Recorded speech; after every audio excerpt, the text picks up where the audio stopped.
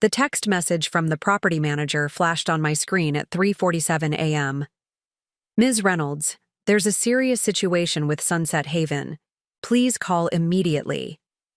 I hadn't set foot in our family beach house in 7 years, not since my parents had signed over the deed to my sister Claire without so much as consulting me.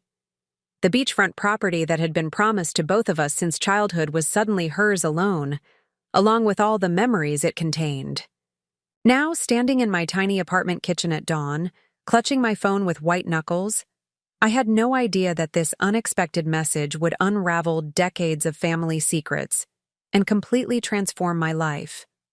Before we jump back in, tell us where you're tuning in from, and if this story touches you, make sure you're subscribed, because tomorrow, I've saved something extra special for you. I stared at my phone for several minutes, the property manager's text message burning into my retinas in the pre-dawn darkness. Sunset Haven. Even the name sent a flood of conflicting emotions through my body. Nostalgia, bitterness, longing. Our family beach house had been my sanctuary growing up, the only place where I felt truly at peace. Now it belonged exclusively to my sister Claire, gifted to her by our parents 3 days after her lavish wedding to a successful surgeon. The last thing I wanted was to get involved with anything related to that house. I had intentionally built my life as far from my family's orbit as possible, while still remaining in the same state. Yet something about the urgency in Marianne Wilson's message gave me pause.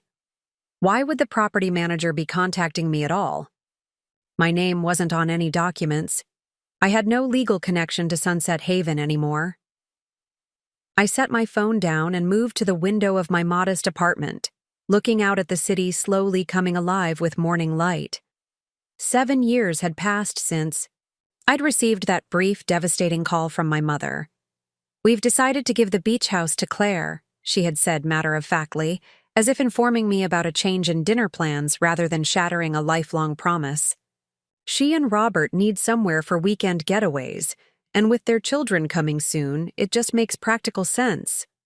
When I'd reminded her that the house had been promised to both of us, the only thing our grandfather had left specifically for his granddaughters to share, she dismissed my concerns with practiced efficiency. "You don't even visit that much anymore, Evelyn. And let's be honest, you couldn't afford the upkeep anyway." That last comment had stung the most because it contained just enough truth to be brutal. As an environmental scientist working for nonprofits, my income was modest compared to Claire's surgeon husband. But the beach house had never been about money for me. It represented the only genuine connection I'd ever felt to our family. I picked up my phone again, debating whether to respond. Curiosity won out over pride.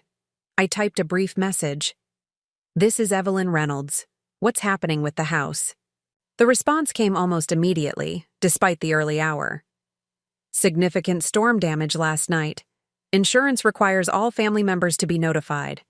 Ms. Claire Wilson is unreachable at her Aspen vacation. Your parents suggested I contact you."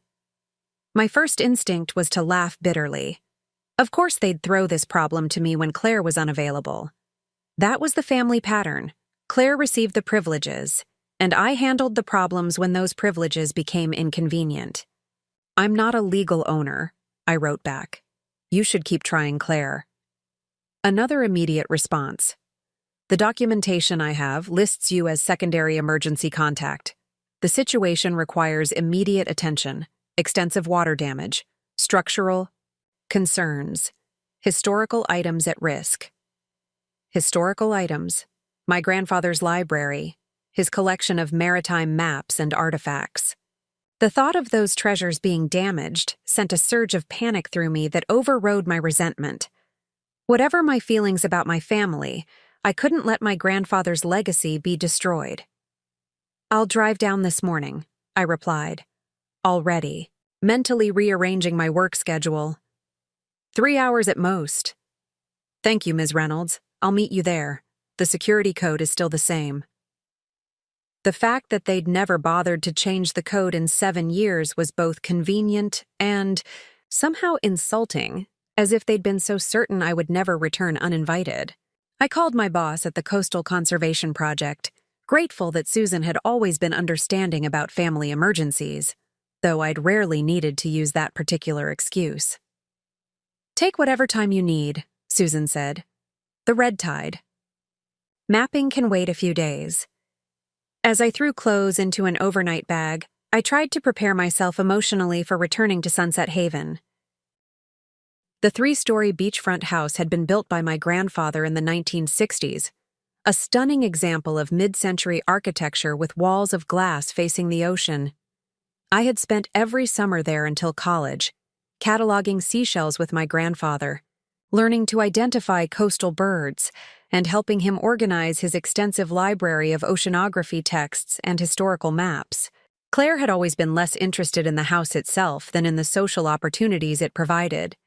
Beach parties, inviting friends for impressive weekends, the status that came with having a family home in one of the most exclusive coastal areas in the state.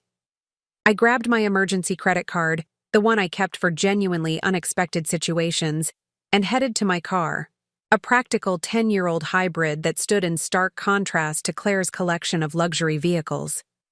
The drive to the coast would give me time to mentally prepare for whatever awaited me there. The coastal highway was mercifully empty at that early hour. As I drove, memories surfaced that I'd spent years suppressing. My grandfather teaching me to sail in the small cove protected by rocky outcroppings. The summer I'd discovered the tide pools and spent weeks documenting every species I found there. The beginning of my passion for marine biology and environmental science. The last conversation with my grandfather before he passed away when I was 16. "Remember, Evie," he'd said using my childhood nickname, "this house isn't just wood and glass. It's a window to understanding the sea. You and Claire must keep that window open." He'd made my parents promise that the beach house would go to both his granddaughters equally, a promise they had chosen to break. As I approached the coastal town, I could see evidence of the previous night's storm. Debris on the roads, workers clearing fallen branches, emergency vehicles still parked near the beach access points. The storm had clearly been significant, worse than the seasonal squalls that regularly hit this stretch of coastline. I turned onto Ocean Terrace, the exclusive road where Sunset Haven perched on its bluff overlooking the Atlantic. The security gate at the entrance to the private community was damaged, hanging partially open. I drove through without needing the access code, noting the uprooted trees and scattered roof tiles that littered the manicured lawns of multi-million-dollar properties. When I finally rounded the bend that revealed Sunset Haven, I gasped audibly. The elegant beach house of my memories was nearly unrecognizable. A massive pine tree had fallen across the eastern side of the house, punching through the roof and shattering several of the floor-to-ceiling windows. Tarps had been hastily secured over the openings, flapping violently in the persistent wind. The lower deck was completely gone, washed away by what must have been extraordinary waves. Parked in the circular driveway was a practical SUV with Wilson Property Management stenciled on the side. As I pulled in beside it, a woman in her 60s emerged from the partially damaged front door. Mary Ann Wilson had managed the property since my grandfather's time. She had always been kind to me, sneaking me cookies when my mother wasn't looking and showing genuine interest in my tide pool discoveries. She looked relieved to see me. "Evelyn, thank goodness. It's even worse inside, I'm afraid." I stepped out of my car, breathing in the salt air and feeling an unwelcome surge of homecoming despite the circumstances. "Where are the insurance adjusters? Shouldn't they be here already?" Mary Ann's expression changed subtly, and I sensed immediately that something was off. "That's part of what we need to discuss. There's been a complication. But first, let me show you the damage to your grandfather's study. That's the most urgent concern." I followed her up the front steps, noticing how she specifically referenced your grandfather's study rather than Claire's house, or even the house. Something about her choice of words struck me as deliberate. When she pushed open the damaged front door, the scent hit me immediately, salt water, wet wood, mildew already beginning to form in the warm coastal air. But beneath those smells was the familiar essence of Sunset Haven, triggering a wave of nostalgia so powerful it momentarily stole my breath.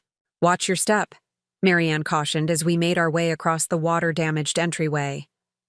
"The structural engineer will be here this afternoon, but until then, we should assume some of the flooring isn't stable." As we carefully navigated toward the eastern wing where my grandfather's study was located, I braced myself for what I might find. That room had been the heart of the house for me, wall-to-wall bookshelves filled with volumes on marine biology, oceanography, and local history, glass display cases containing delicate seashells and maritime artifacts, and the massive antique desk where my grandfather had taught me to read nautical maps. I wasn't prepared for what awaited me when Marianne pushed open the study door. Water pooled on the hardwood floors, and the tree had crashed directly through the ceiling, letting in both rain and morning sunlight through a jagged hole. Several bookshelves had collapsed entirely, their precious contents strewn across the sodden floor. I moved forward instinctively, kneeling to retrieve a waterlogged volume.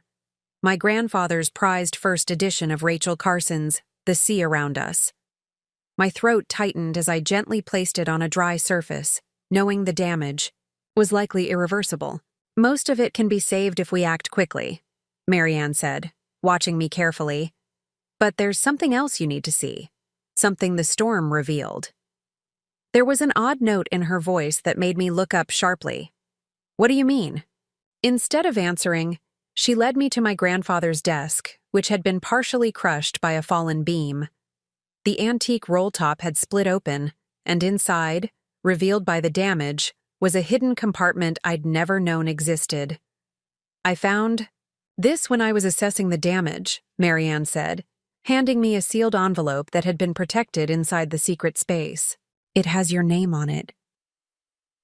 The envelope was yellowed with age, but my name was clearly written in my grandfather's distinctive handwriting. And beneath it, words that sent a chill through me despite the warmth of the day. "To be opened only in the event that Sunset Haven passes to a single heir." Preparing and narrating this story took us a lot of time, so if you are enjoying it, subscribe to our channel. It means a lot to us. Now back to the story. My hands trembled as I held the envelope, its paper brittle with age. My grandfather had been gone for 14 years, yet here was his voice reaching through time, specifically for me. For a moment, I couldn't bring myself to break the seal. "How long have you known about this?" I asked Marianne, my voice barely above a whisper. She shook her head. "I had no idea it existed until this morning. I was checking the extent of the damage when I saw the compartment had been exposed." Her eyes held a mix of concern and curiosity.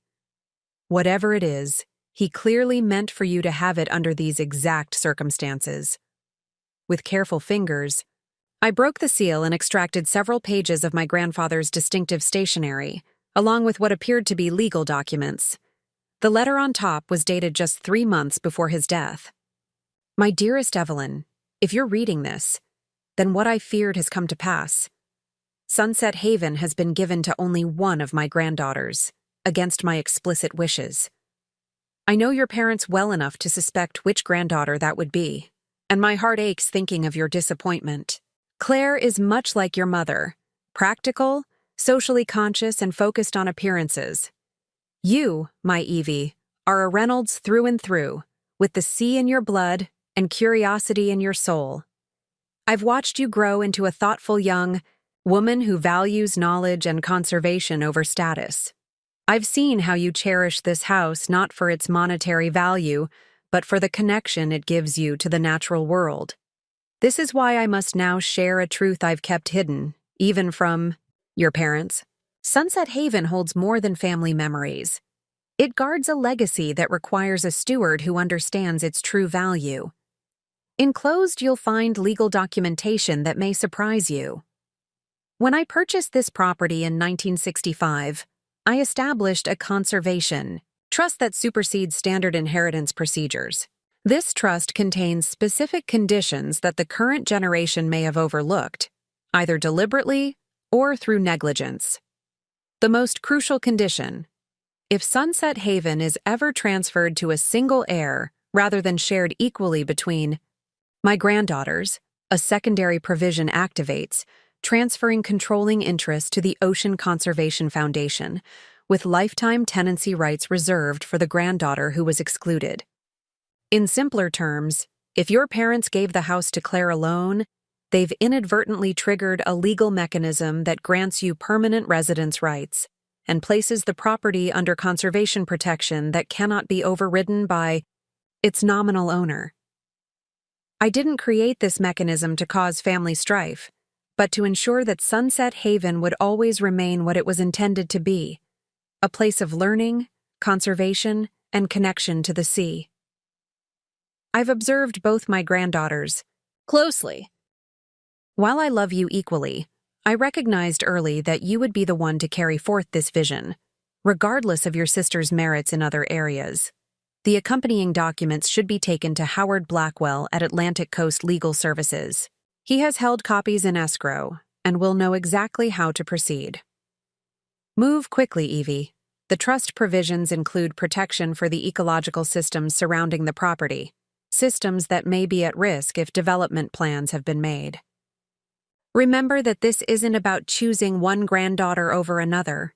It's about protecting the fragile coastal ecosystem that has been entrusted to our family's care for generations. With enduring love and confidence in your stewardship, your grandfather, William Reynolds. I read the letter twice more, my mind racing to process its implications. The additional documents included the original trust documentation, amendments made shortly before my grandfather's death, and detailed maps of protected tide pools and nesting areas on the property that I'd helped him catalog as a child. Evelyn? Marianne's voice broke through my stunned silence. Is everything all right? I looked up, suddenly aware that tears were streaming down my face. He protected it, I whispered, and he protected me. Marianne sat beside me on a relatively dry section of floor. Your grandfather was a complex man, brilliant, forward-thinking, but also deeply attuned to the characters of those around him. He rarely missed the mark when judging someone's true nature. A realization struck me. You weren't surprised by this, were you? She sighed, her expression confirming my suspicion. William never told me explicitly, but he hinted that he'd created safeguards. He asked me to keep an eye on how the property was being used after his passing and to contact you directly if certain developments occurred. What developments? Marianne's face tightened with what looked like contained anger. 3 days ago, before this storm hit, I received architectural plans from Claire. She and Robert intend to demolish Sunset Haven and replace it with a modern structure 3 times its size. The plans include excavating the protected tide pool area for an infinity pool and removing the maritime forest on the eastern boundary for a guest house. The shock of this revelation hit me like physical pain. Demolish Sunset Haven? Destroy the tide pools that contained one of the most diverse microecosystems on the Atlantic coast? The forest that protected endangered shorebird nesting grounds? The storm damage is extensive, Marianne continued, but conveniently aligned with their demolition timeline. Their insurance claim was already prepared. I received copies yesterday, listing the property as unsalvageable before any adjuster had even visited. A cold realization washed over me. They're using the storm damage to justify what they already planned to do. Marianne nodded grimly. It appears so. The architectural plans were dated 3 months ago. I stood up, suddenly energized by a clarity of purpose I hadn't felt in years. We need to contact this lawyer immediately, and I need to document everything. The current condition of the house, the protected areas, everything. The lawyer's office opens at 9. Marianne glanced at her watch. That gives us about an hour to gather preliminary documentation. I have a digital camera in my car. As we carefully made our way through the damaged house, I found myself viewing it with new eyes, not just as the childhood home I'd been denied, but as an ecological trust I'd been unknowingly prepared to protect. Every summer spent cataloging tide pool species, every conversation with my grandfather about coastal conservation, every meticulous map we'd created together, they hadn't just been educational activities. They'd been preparation. While Marianne photographed structural damage, I focused on documenting my grandfather's collections and library. Many volumes were water damaged but salvageable if treated quickly. The maritime maps, thankfully stored in water-resistant cases, had largely survived intact. As I carefully examined each case, I discovered something unexpected behind a display of 19th-century navigational tools, a second hidden compartment containing a leather-bound journal. Opening it revealed my grandfather's private research notes spanning decades, documenting his observations of the unique marine ecosystem surrounding Sunset Haven. The final entry, dated just days before his death, read, "Confirmed presence of ice, juvenile specimens of caretta in South Cove during spring tides. Fourth consecutive year of successful hatching. Protection of this microhabitat is non-negotiable. Evie will understand. Caretta, loggerhead sea turtles, an endangered species using our private cove as a hatching ground." My grandfather had documented it for years without telling anyone except through this hidden note, knowing that public disclosure might bring unwanted attention to a fragile population. By the time we finished our preliminary documentation, it was nearly 9. We carefully secured the damaged study as best we could, protecting the remaining books with plastic sheeting Marianne had brought. "I've arranged for a specialized recovery team for the library and collections," she said as we headed to our cars. "They'll be here this afternoon. In the meantime, I've activated the security system and called in additional patrols." "You think that's necessary?" I asked, surprised. Her expression was grim. "Claire and Robert are scheduled to arrive tomorrow morning. Given what we've discovered, I wouldn't put it past them to expedite their demolition plans before any legal complications arise." The thought sent a chill through me despite the warming day. They wouldn't just bulldoze a historic property without permits, would they? It's happened before in this area. Wealthy owners demolish first, pay fines later. It's often cheaper than fighting environmental restrictions through proper channels. She handed me her business card. "My personal cell is on the back. Call me immediately after you speak with the attorney." I clutched the envelope of documents to my chest as I slid into my car. "Thank you, Marianne, for everything." She smiled for the first time that morning. "Your grandfather was more than a client. He was a friend who shared my values about this coastline. I've watched for years as your sister treated this property as nothing more than a status symbol and party venue. It's time someone remembered its true purpose."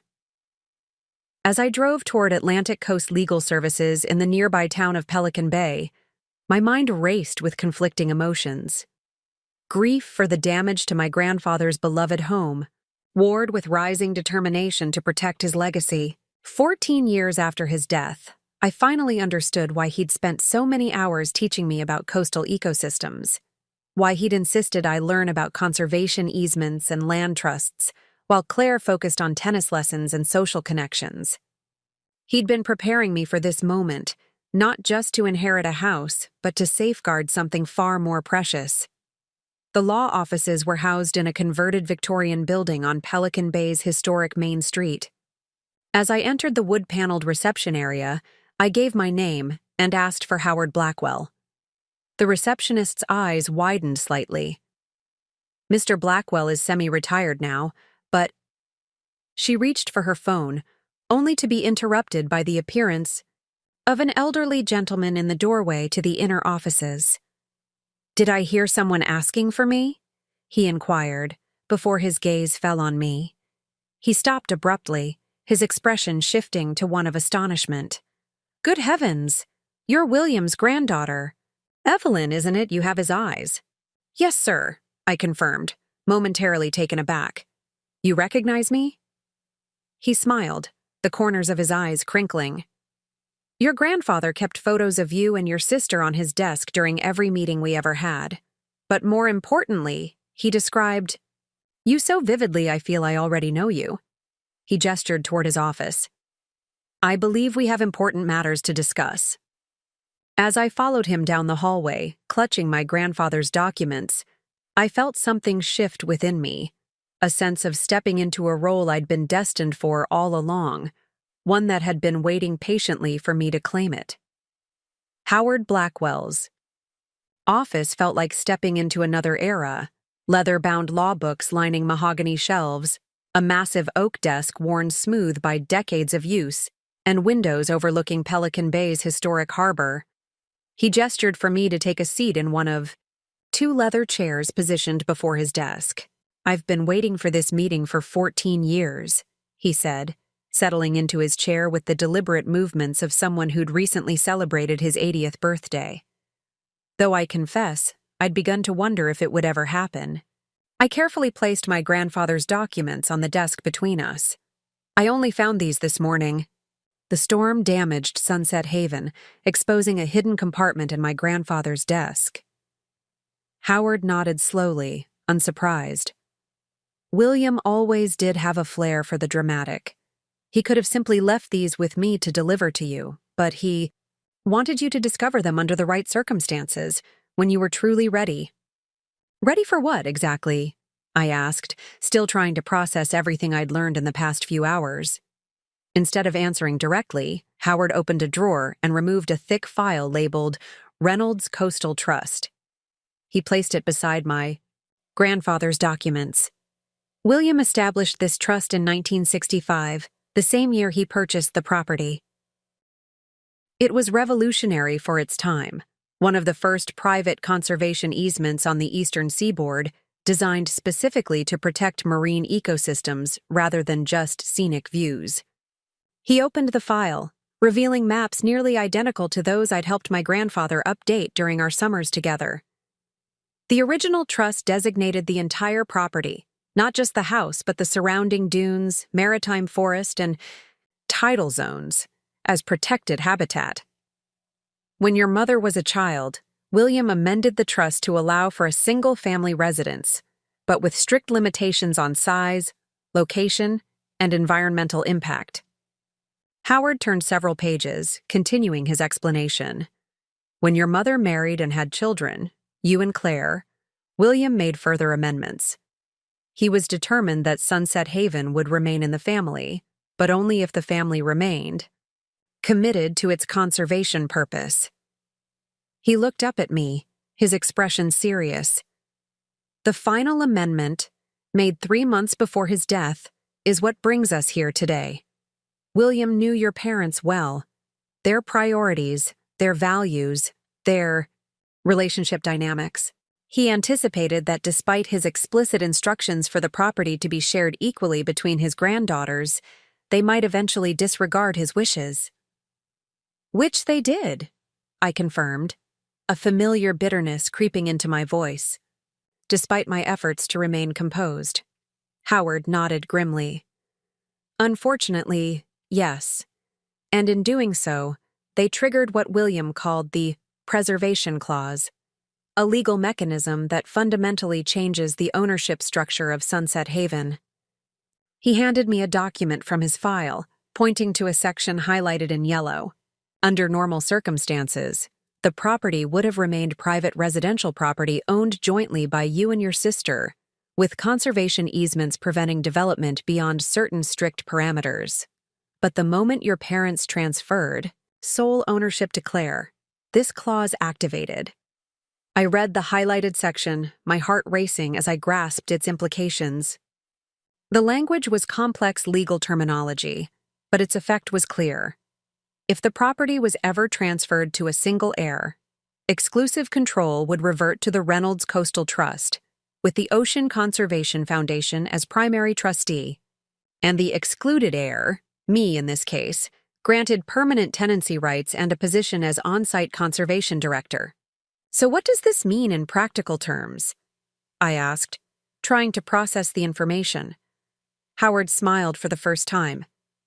It means, Ms. Reynolds, that while your sister may believe she owns Sunset Haven outright, she actually owns a property that is now under the legal control of a conservation trust, with you as its designated steward.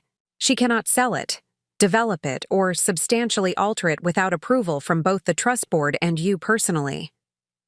The magnitude of this revelation left me momentarily speechless. My grandfather hadn't just left me a contingency plan, he'd created an entire legal framework to ensure his conservation legacy would continue regardless of family dynamics. Why didn't you contact me when my parents gave the house to Claire? I finally asked. Howard's expression turned regretful. The terms of the trust prevented me from initiating contact. William was quite specific. You needed to find your way back to Sunset Haven of your own accord, not because of legal obligation. He believed that only if you returned voluntarily would you be truly ready for the responsibility. And if I never returned? I couldn't help asking. Then, after 20 years, the property would have transferred entirely to the Ocean Conservation Foundation, to be maintained as a research station and educational facility. He leaned forward. William had faith in you, Evelyn. But he also had backup plans. I sat back in my chair, processing everything. My sister and her husband are planning to demolish Sunset Haven. They've already drawn up architectural plans for something much larger, including excavating protected areas. Howard's eyebrows shot up. When? They're arriving tomorrow. Why? Storm damage gives them the perfect excuse to fast-track their plans. He reached for his phone immediately. We need to file for an emergency injunction this morning. As he dialed, he glanced up at me. Are you prepared for what comes next? This will almost certainly create significant family conflict. The question gave me pause. For 7 years, I'd avoided conflict with my family by simply removing myself from their orbit. A strategy that had preserved a superficial peace at the cost of my connection to something I deeply valued. Was I ready to stand my ground now, even if it meant open confrontation? The image of the tide pools being excavated for an infinity pool flashed through my mind. The loggerhead turtle nesting site bulldozed for a guest house. My grandfather's library and collections discarded as outdated clutter. Yes, I said, my voice stronger than I expected. I'm ready. While Howard spoke with a judge's clerk about the emergency filing, I examined more of the trust documentation. My grandfather had been thorough, anticipating almost every potential scenario. The trust included funding mechanisms for maintenance and conservation work, educational outreach requirements, and even provisions for scientific research partnerships with universities. Howard hung up the phone with a satisfied expression. Judge Alameda will see us at 11. She's familiar with coastal conservation law and has ruled favorably on similar cases. He began gathering documents for the hearing when his phone rang again.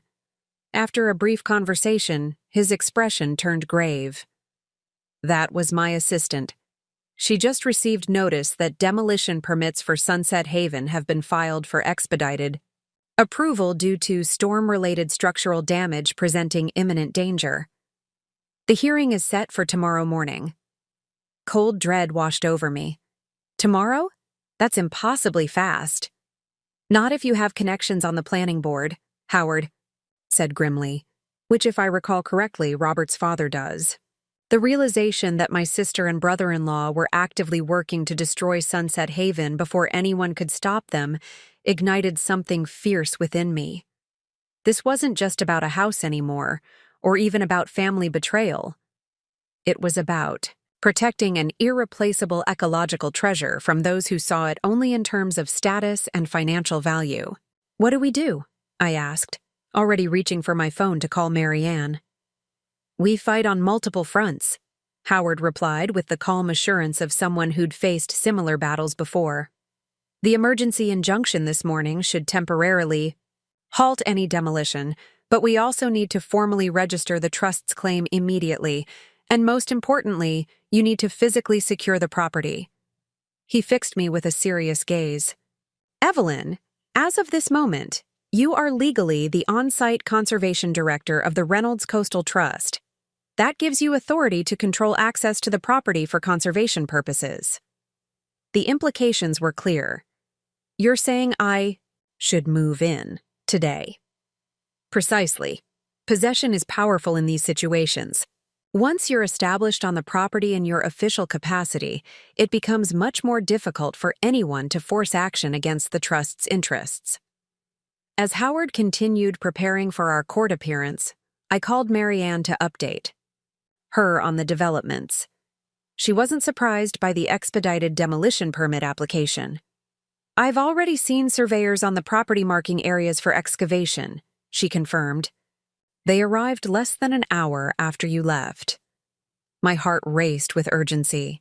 Can you meet me back at Sunset Haven after my court hearing, around 1 o'clock? Bring whatever documentation you have about the property's conservation value, and maybe a locksmith. A locksmith? She questioned. Yes, I replied, a newfound determination strengthening my voice. I'm moving in today. After ending the call, I noticed Howard watching me with an approving expression. You remind me so much of William right now. He had that same look whenever he committed to protecting something valuable. His words touched something deep within me. Throughout my life, people had primarily compared me to my father's side of the family, the quieter, less assertive branch that valued thoughtfulness over action. No one had ever likened me to my grandfather, the family's most determined and visionary member. Did you know him well? I asked, suddenly hungry for more connections to the man who had shown such faith in me. Howard's smile turned nostalgic. We were friends for over 40 years. I helped him establish his first business, drafted the WAR documents when he purchased Sunset Haven, and advised him through every conservation battle he fought. And there were many. He chuckled softly. William had an uncanny ability to see the potential in things others overlooked, whether it was a piece of neglected coastline, a struggling business, or a quiet granddaughter with a passion for tide pools. Something in his words sparked a memory. Summers spent helping my grandfather catalog specimens, while my sister complained about being bored. The hours he'd spent teaching me about coastal ecosystems while my parents dismissed it as Evelyn's strange obsession with puddles. He saw me, I whispered, the realization bringing unexpected tears to my eyes. He did, Howard confirmed gently. And he prepared for this moment because he believed you would rise to it when the time came. For the first time since receiving Marianne's early morning text, I felt a sense of clarity and purpose that transcended my anger and hurt. This wasn't just about reclaiming something that should have been partly mine. It was about fulfilling a legacy I'd been unknowingly prepared for my entire life. As we gathered our documents and prepared to leave for the courthouse, Howard paused, his hand on the door. William once told me something I've never forgotten. He said, "The true value of any inheritance isn't measured in dollars or square footage. It's measured in purpose." He looked at me with genuine respect. I believe he'd be proud to see you claiming your true inheritance today. With those words resonating in my mind, I stepped out of the law office into the bright coastal morning, ready to fight not just for a house, but for the purpose it had always been meant to serve, and perhaps for the person I had always been meant to become. The county courthouse, a stately colonial-era building with white columns and a copper dome turned green with age, stood as a testament to the community's respect for both history and proper process. As we climbed the worn marble steps, I found myself drawing strength from its solidity. Inside these walls, facts and law would matter more than family politics or social connections. Judge Elena Alameda's courtroom reflected her reputation for no-nonsense efficiency, austere, meticulously organized, and lacking the ornate decorations found in other parts of the building.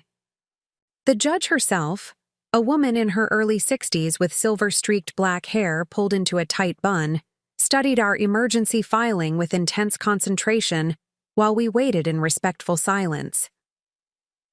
"Mr. Blackwell," she finally said, looking up from the documents. "You're asking for an immediate stop work order on any demolition, construction, or alteration of the property known as Sunset Haven, based on the activation of conservation trust provisions that supersede standard ownership rights. Is that correct?" "Yes, Your Honor," Howard confirmed. "We have evidence that the current deed holder is attempting to circumvent these legally binding conservation provisions through an expedited demolition permit process." Judge Alameda turned her penetrating gaze to me. "And you are Evelyn Reynolds, granddaughter of the original trust creator and the designated conservation director under these provisions?" "Yes, Your Honor," I responded, keeping my voice steady despite my nerves. "And you only became aware of your legal position this morning?" There was a note of skepticism in her question. "That's correct. My grandfather created a contingency plan that was only revealed after specific conditions were met. I discovered the documentation when assessing storm damage to the property."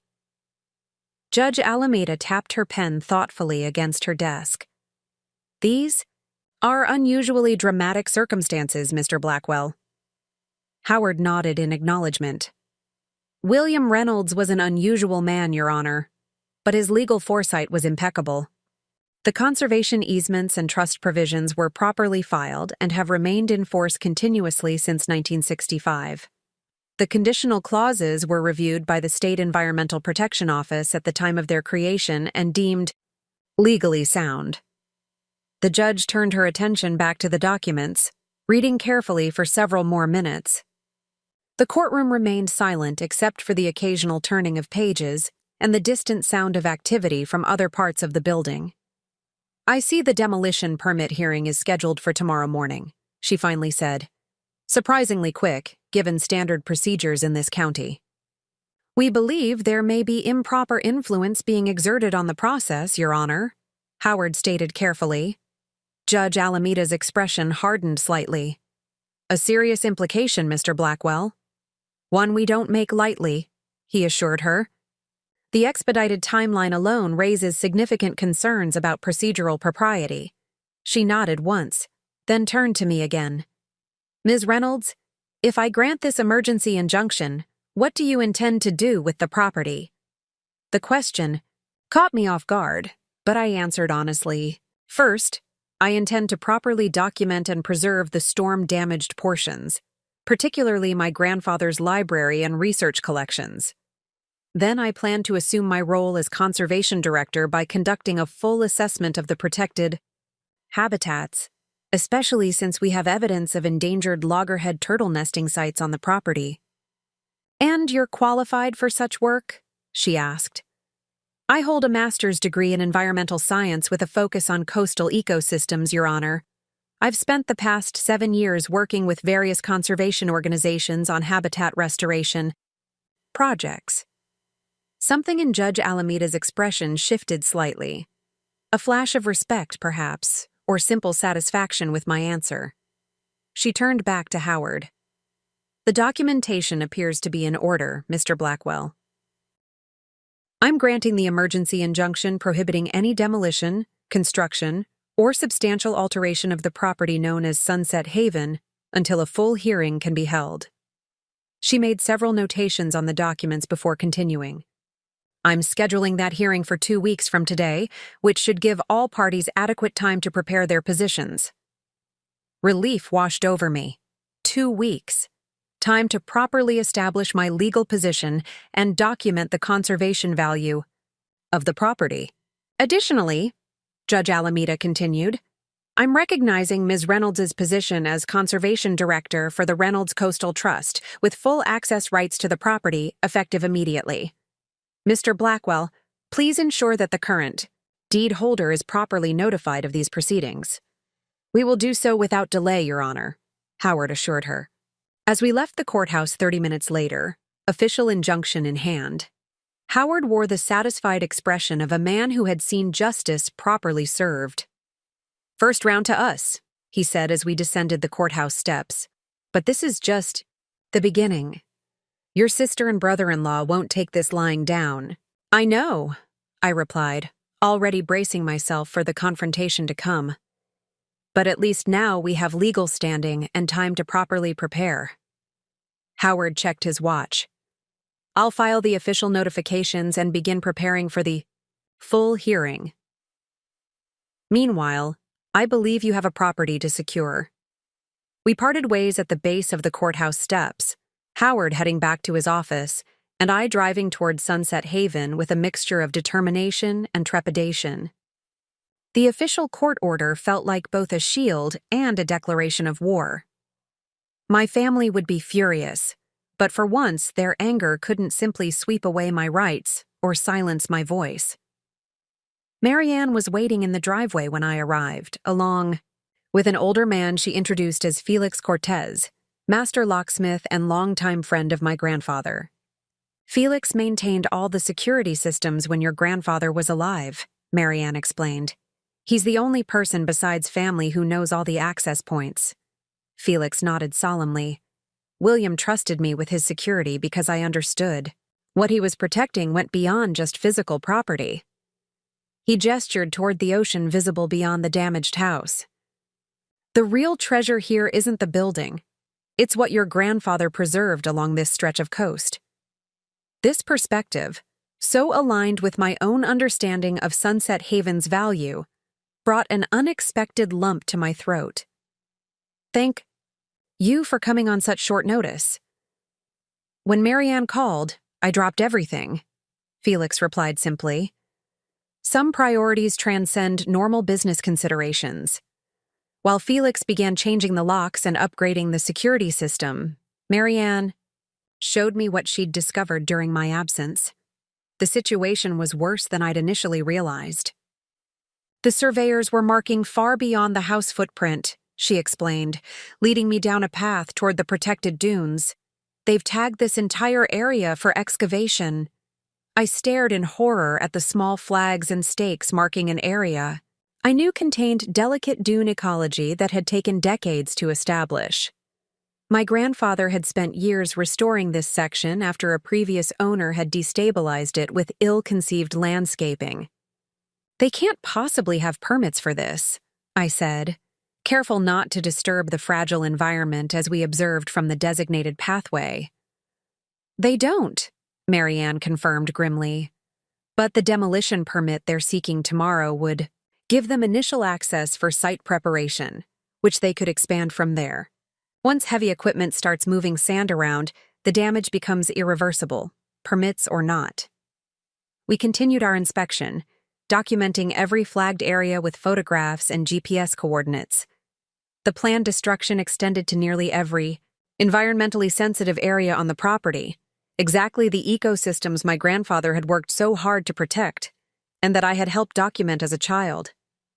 As we returned to the house, a delivery truck arrived carrying supplies I'd arranged for during the drive from the courthouse, basic necessities to establish my residence, along with equipment for proper documentation of both the storm damage and the environmental conditions.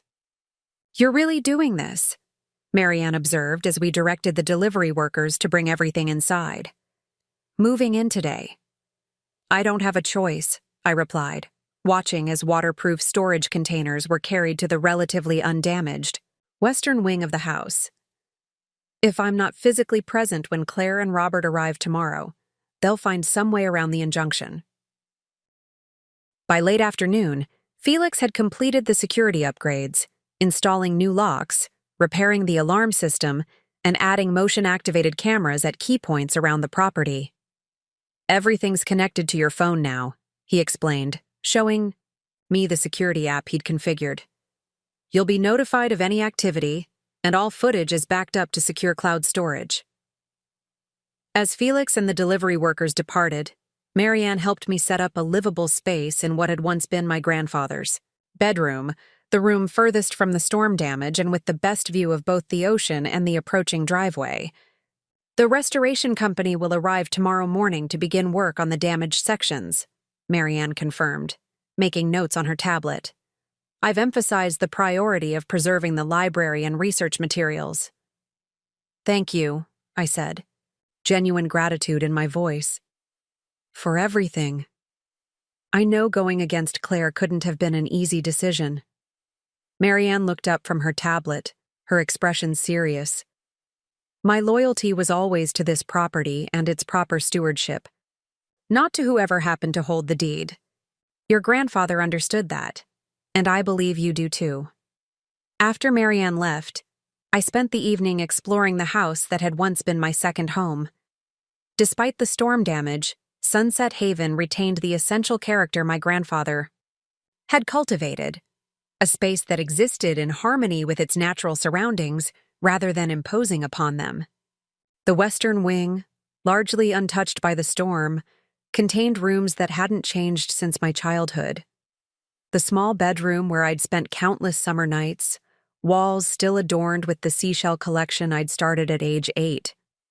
The intimate, informal dining area whose glass walls could be fully open to the sound of waves during pleasant weather. The observation deck where my grandfather had taught me to identify constellations and track seasonal bird migrations. In each space, memories surfaced that reinforced my commitment to protecting this place. It wasn't just sentimentality, though that certainly played a part. It was recognition that Sunset Haven represented something increasingly rare. A thoughtful balance between human habitation and natural conservation that benefited both. As night fell, I made my way to the observation deck with a cup of tea and my grandfather's journal. The storm had passed completely, leaving behind a sky so clear and star-filled it seemed almost artificial to eyes accustomed to city light pollution. The rhythmic sound of waves breaking against the shore provided a soothing backdrop as I read through more of my grandfather's observations by the light of a solar-powered lantern. His entries revealed a man even more forward-thinking than I'd realized. He had documented climate-related changes in the coastal environment decades before such concerns became mainstream. He had established innovative erosion control measures that worked with natural processes rather than against them, and he had maintained detailed records of species diversity that would prove invaluable to current conservation efforts. Around midnight, my phone chimed with an email notification from Howard. The subject line read simply, "They know." The message body contained a formal legal notice that Howard had received from a prestigious law firm representing Claire and Robert Wilson. It stated in no uncertain terms that they considered the Conservation Trust provisions obsolete, unenforceable, and potentially fraudulent. It demanded immediate vacation of the premises and threatened multiple legal actions if compliance wasn't immediate. Howard's personal note at the bottom was brief but reassuring. Standard intimidation tactics. Our position is solid. Get some rest. Tomorrow will be challenging. Despite his reassurance, sleep proved elusive. I found myself returning to the observation deck, watching the moonlight create a silver path across the water. The same view that had inspired my grandfather's lifelong commitment to this place. In the quiet darkness, I finally confronted the deeper question I'd been avoiding. Why had I stayed away for 7 years? Yes, my parents had given Sunset Haven to Claire instead of sharing it as promised. Yes, that betrayal had hurt deeply. But had that really justified abandoning a place so central to my identity and values? The truth, uncomfortable as it was to acknowledge, was that I had chosen avoidance over confrontation. I had retreated rather than stood my ground. I had allowed resentment to distance me from something I loved rather than fighting to maintain my connection to it. That pattern ended now. Whatever came tomorrow, I would face it directly. Not just for my grandfather's legacy or for the environmental values we shared, but for myself. It was time to reclaim not just a property, but the conviction I had somehow lost along the way. With that resolution firmly in mind, I finally returned to my temporary bedroom and fell into a deep, dreamless sleep, the kind that comes when purpose and action align at last. I woke at dawn to the sound of waves and seabirds, nature's alarm, clock that had roused generations of Reynolds family members at Sunset Haven. For a moment, The familiarity of these sounds transported me back to childhood summers, before reality reasserted itself through the sight of plastic sheeting covering the storm-damaged section of ceiling in my grandfather's bedroom. My phone displayed numerous notifications, 3 missed calls from my mother, 5 text messages from Claire expressing escalating outrage, and an email from Howard confirming that the restoration company would arrive at 8. I set the phone aside without responding to my family. That confrontation would come soon enough, and I wanted to be fully prepared when it did. After a quick breakfast from the supplies I'd brought, I walked the perimeter of the property, documenting the condition of the protected areas in morning light. The tide was out, revealing the southern tide pools that had sparked my lifelong fascination with marine biology. I knelt beside one, instantly spotting the diverse ecosystem contained within its rocky confines: anemones, starfish, tiny crabs, and countless microscopic organisms creating a perfect miniature world. These pools had been my first classrooms, where my grandfather had patiently explained interconnected systems and delicate balances. Every creature here, no matter how small, has a purpose, he'd told me once. The tragedy isn't just losing a species, it's losing the purpose it served in the whole. Now, with adult understanding, I recognized that he'd been teaching me not just about ecology, but about value systems, about seeing worth beyond the immediate and obvious. The restoration crew arrived promptly at 8, a team of specialists in historic preservation and water damage mitigation. Their leader, a woman named Sophia with 30 years of experience restoring coastal properties, quickly assessed the situation. "The structure is fundamentally sound," she concluded after a thorough inspection. "Significant damage to the eastern wing, yes, but nothing that can't be properly restored. Whoever told you this place needed demolition was either incompetent or had ulterior motives." "Probably both," I murmured, relieved by her assessment. Sophia's team began the careful process of documenting everything before actual restoration work could begin. Meanwhile, a specialized book conservator examined my grandfather's library, identifying which volumes needed immediate treatment to prevent permanent damage. "This collection is remarkable," she told me, carefully handling a water-damaged first edition. "Focused, yet comprehensive. One of the best private collections of marine literature I've seen. We can save about 90% of it with proper conservation techniques." While the specialists worked, I set up a temporary office in the undamaged solarium, creating a workspace where I could organize documentation for the upcoming hearing.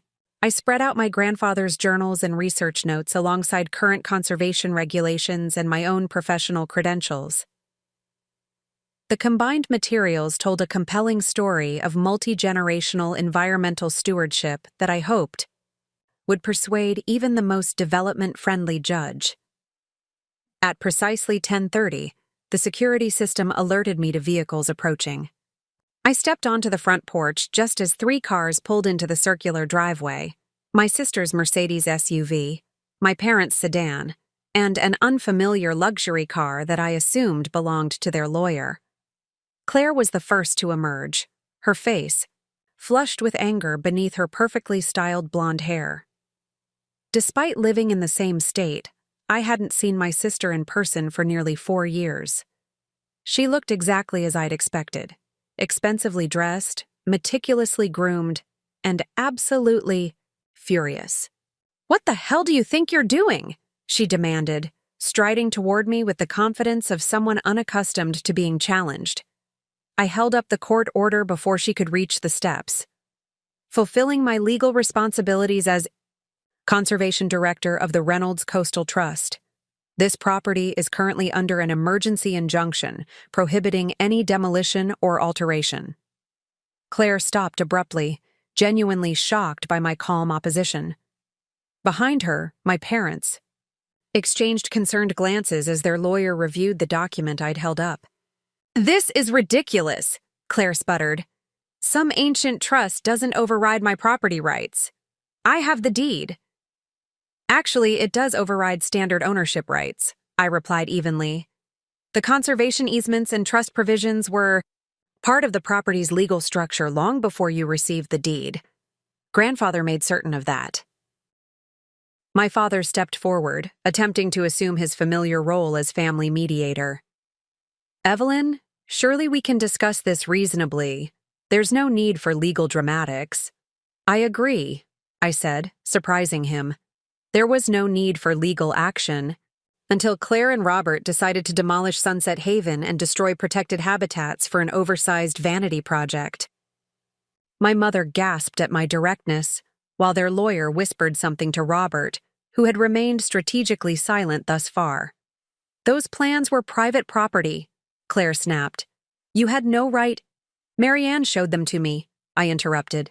As she should have, given their direct conflict with the conservation requirements legally attached to this property.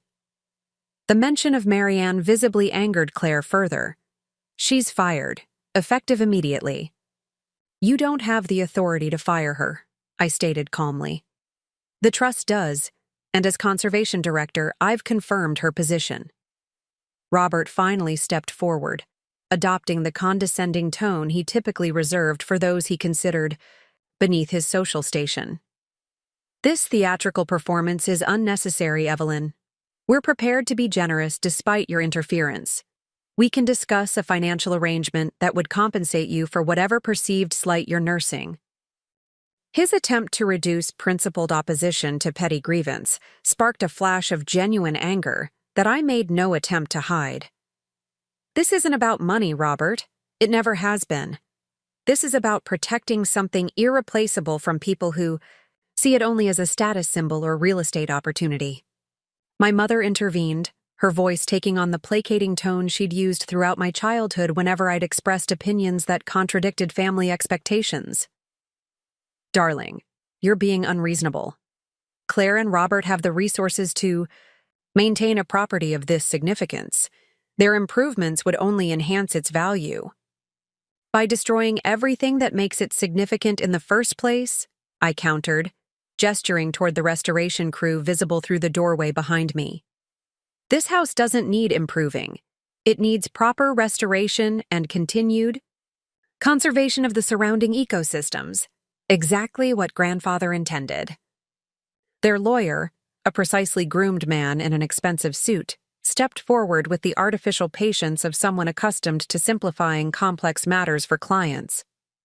Ms. Reynolds, while family sentiment is understandable, the legal reality is straightforward. Your sister holds clear title to this property.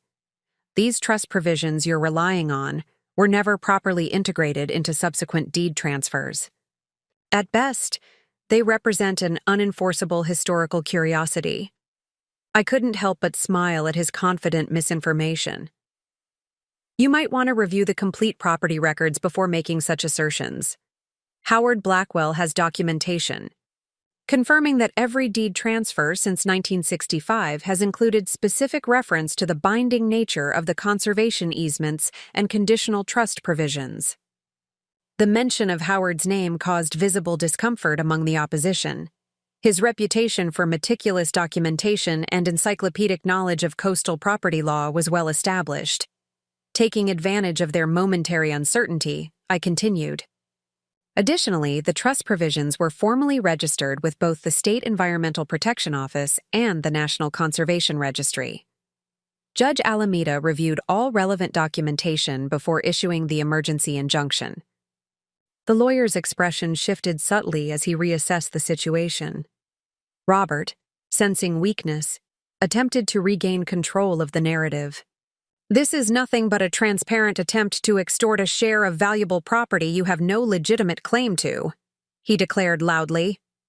If you had wanted to maintain a connection to this house, you should have stayed in touch with your family, instead of disappearing for years and then suddenly reappearing when you smell money.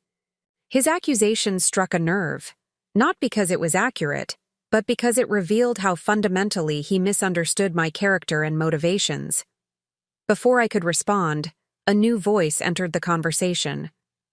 I believe that mischaracterizes the situation rather severely. We all turned to see Marianne walking up the driveway, accompanied by Howard Blackwell and a third person I didn't immediately recognize.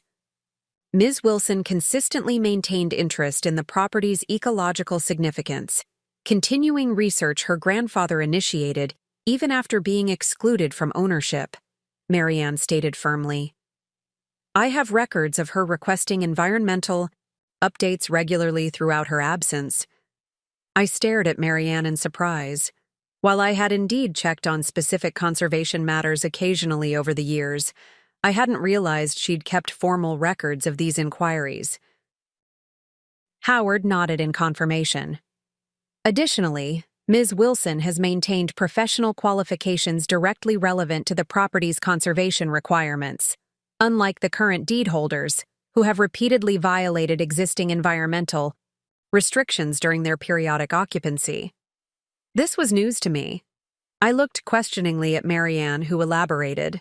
Unauthorized removal of protected vegetation, construction of temporary structures in restricted dune areas, motorized vehicles on the nesting beaches, all documented in my official reports, which were consistently ignored by Mrs. Claire Wilson and her husband.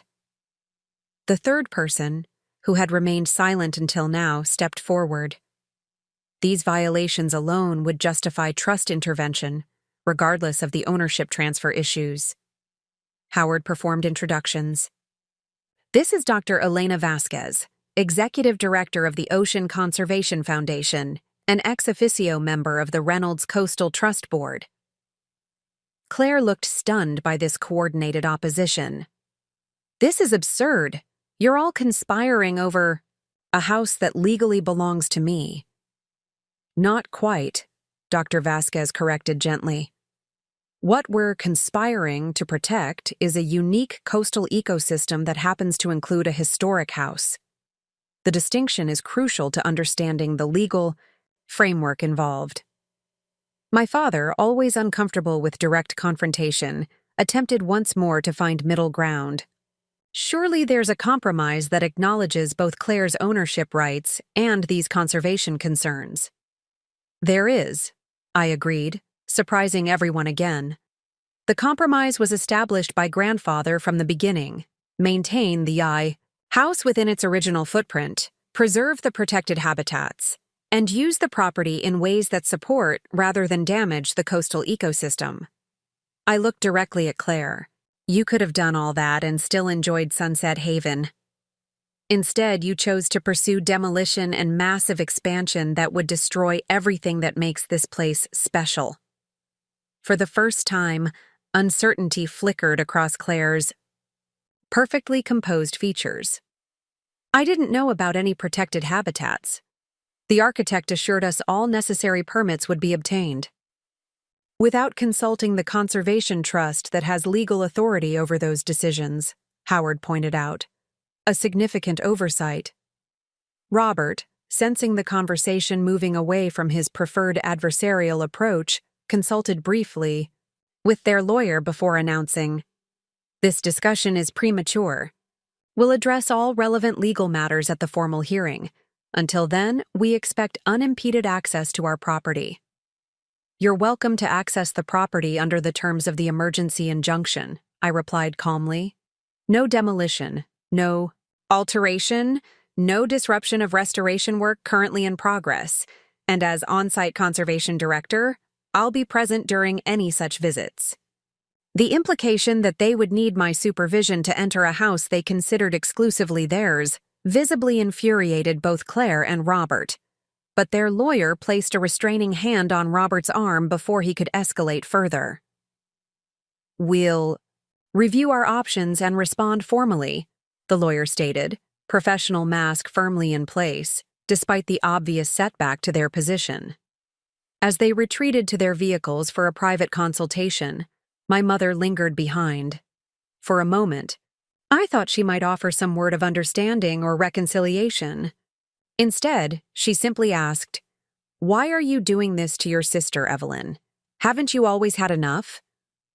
The question revealed so much about her perspective, the assumption that this was about rivalry rather than principle, that I was motivated. by envy rather than conviction.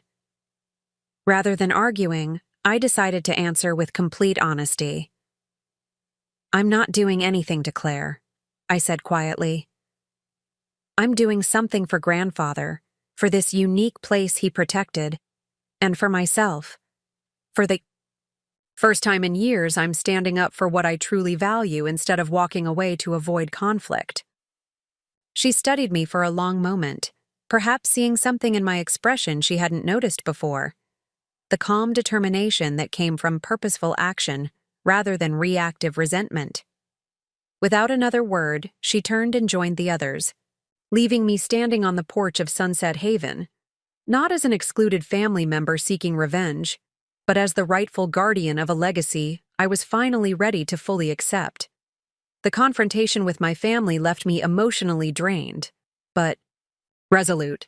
As their vehicles disappeared down the private drive, I turned my attention back to the immediate work at hand, the ongoing restoration efforts that would prove crucial for the upcoming hearing.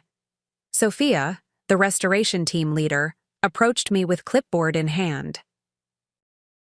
"We've completed the initial assessment. The structural engineer confirms that the damage, while significant in certain areas, is absolutely repairable.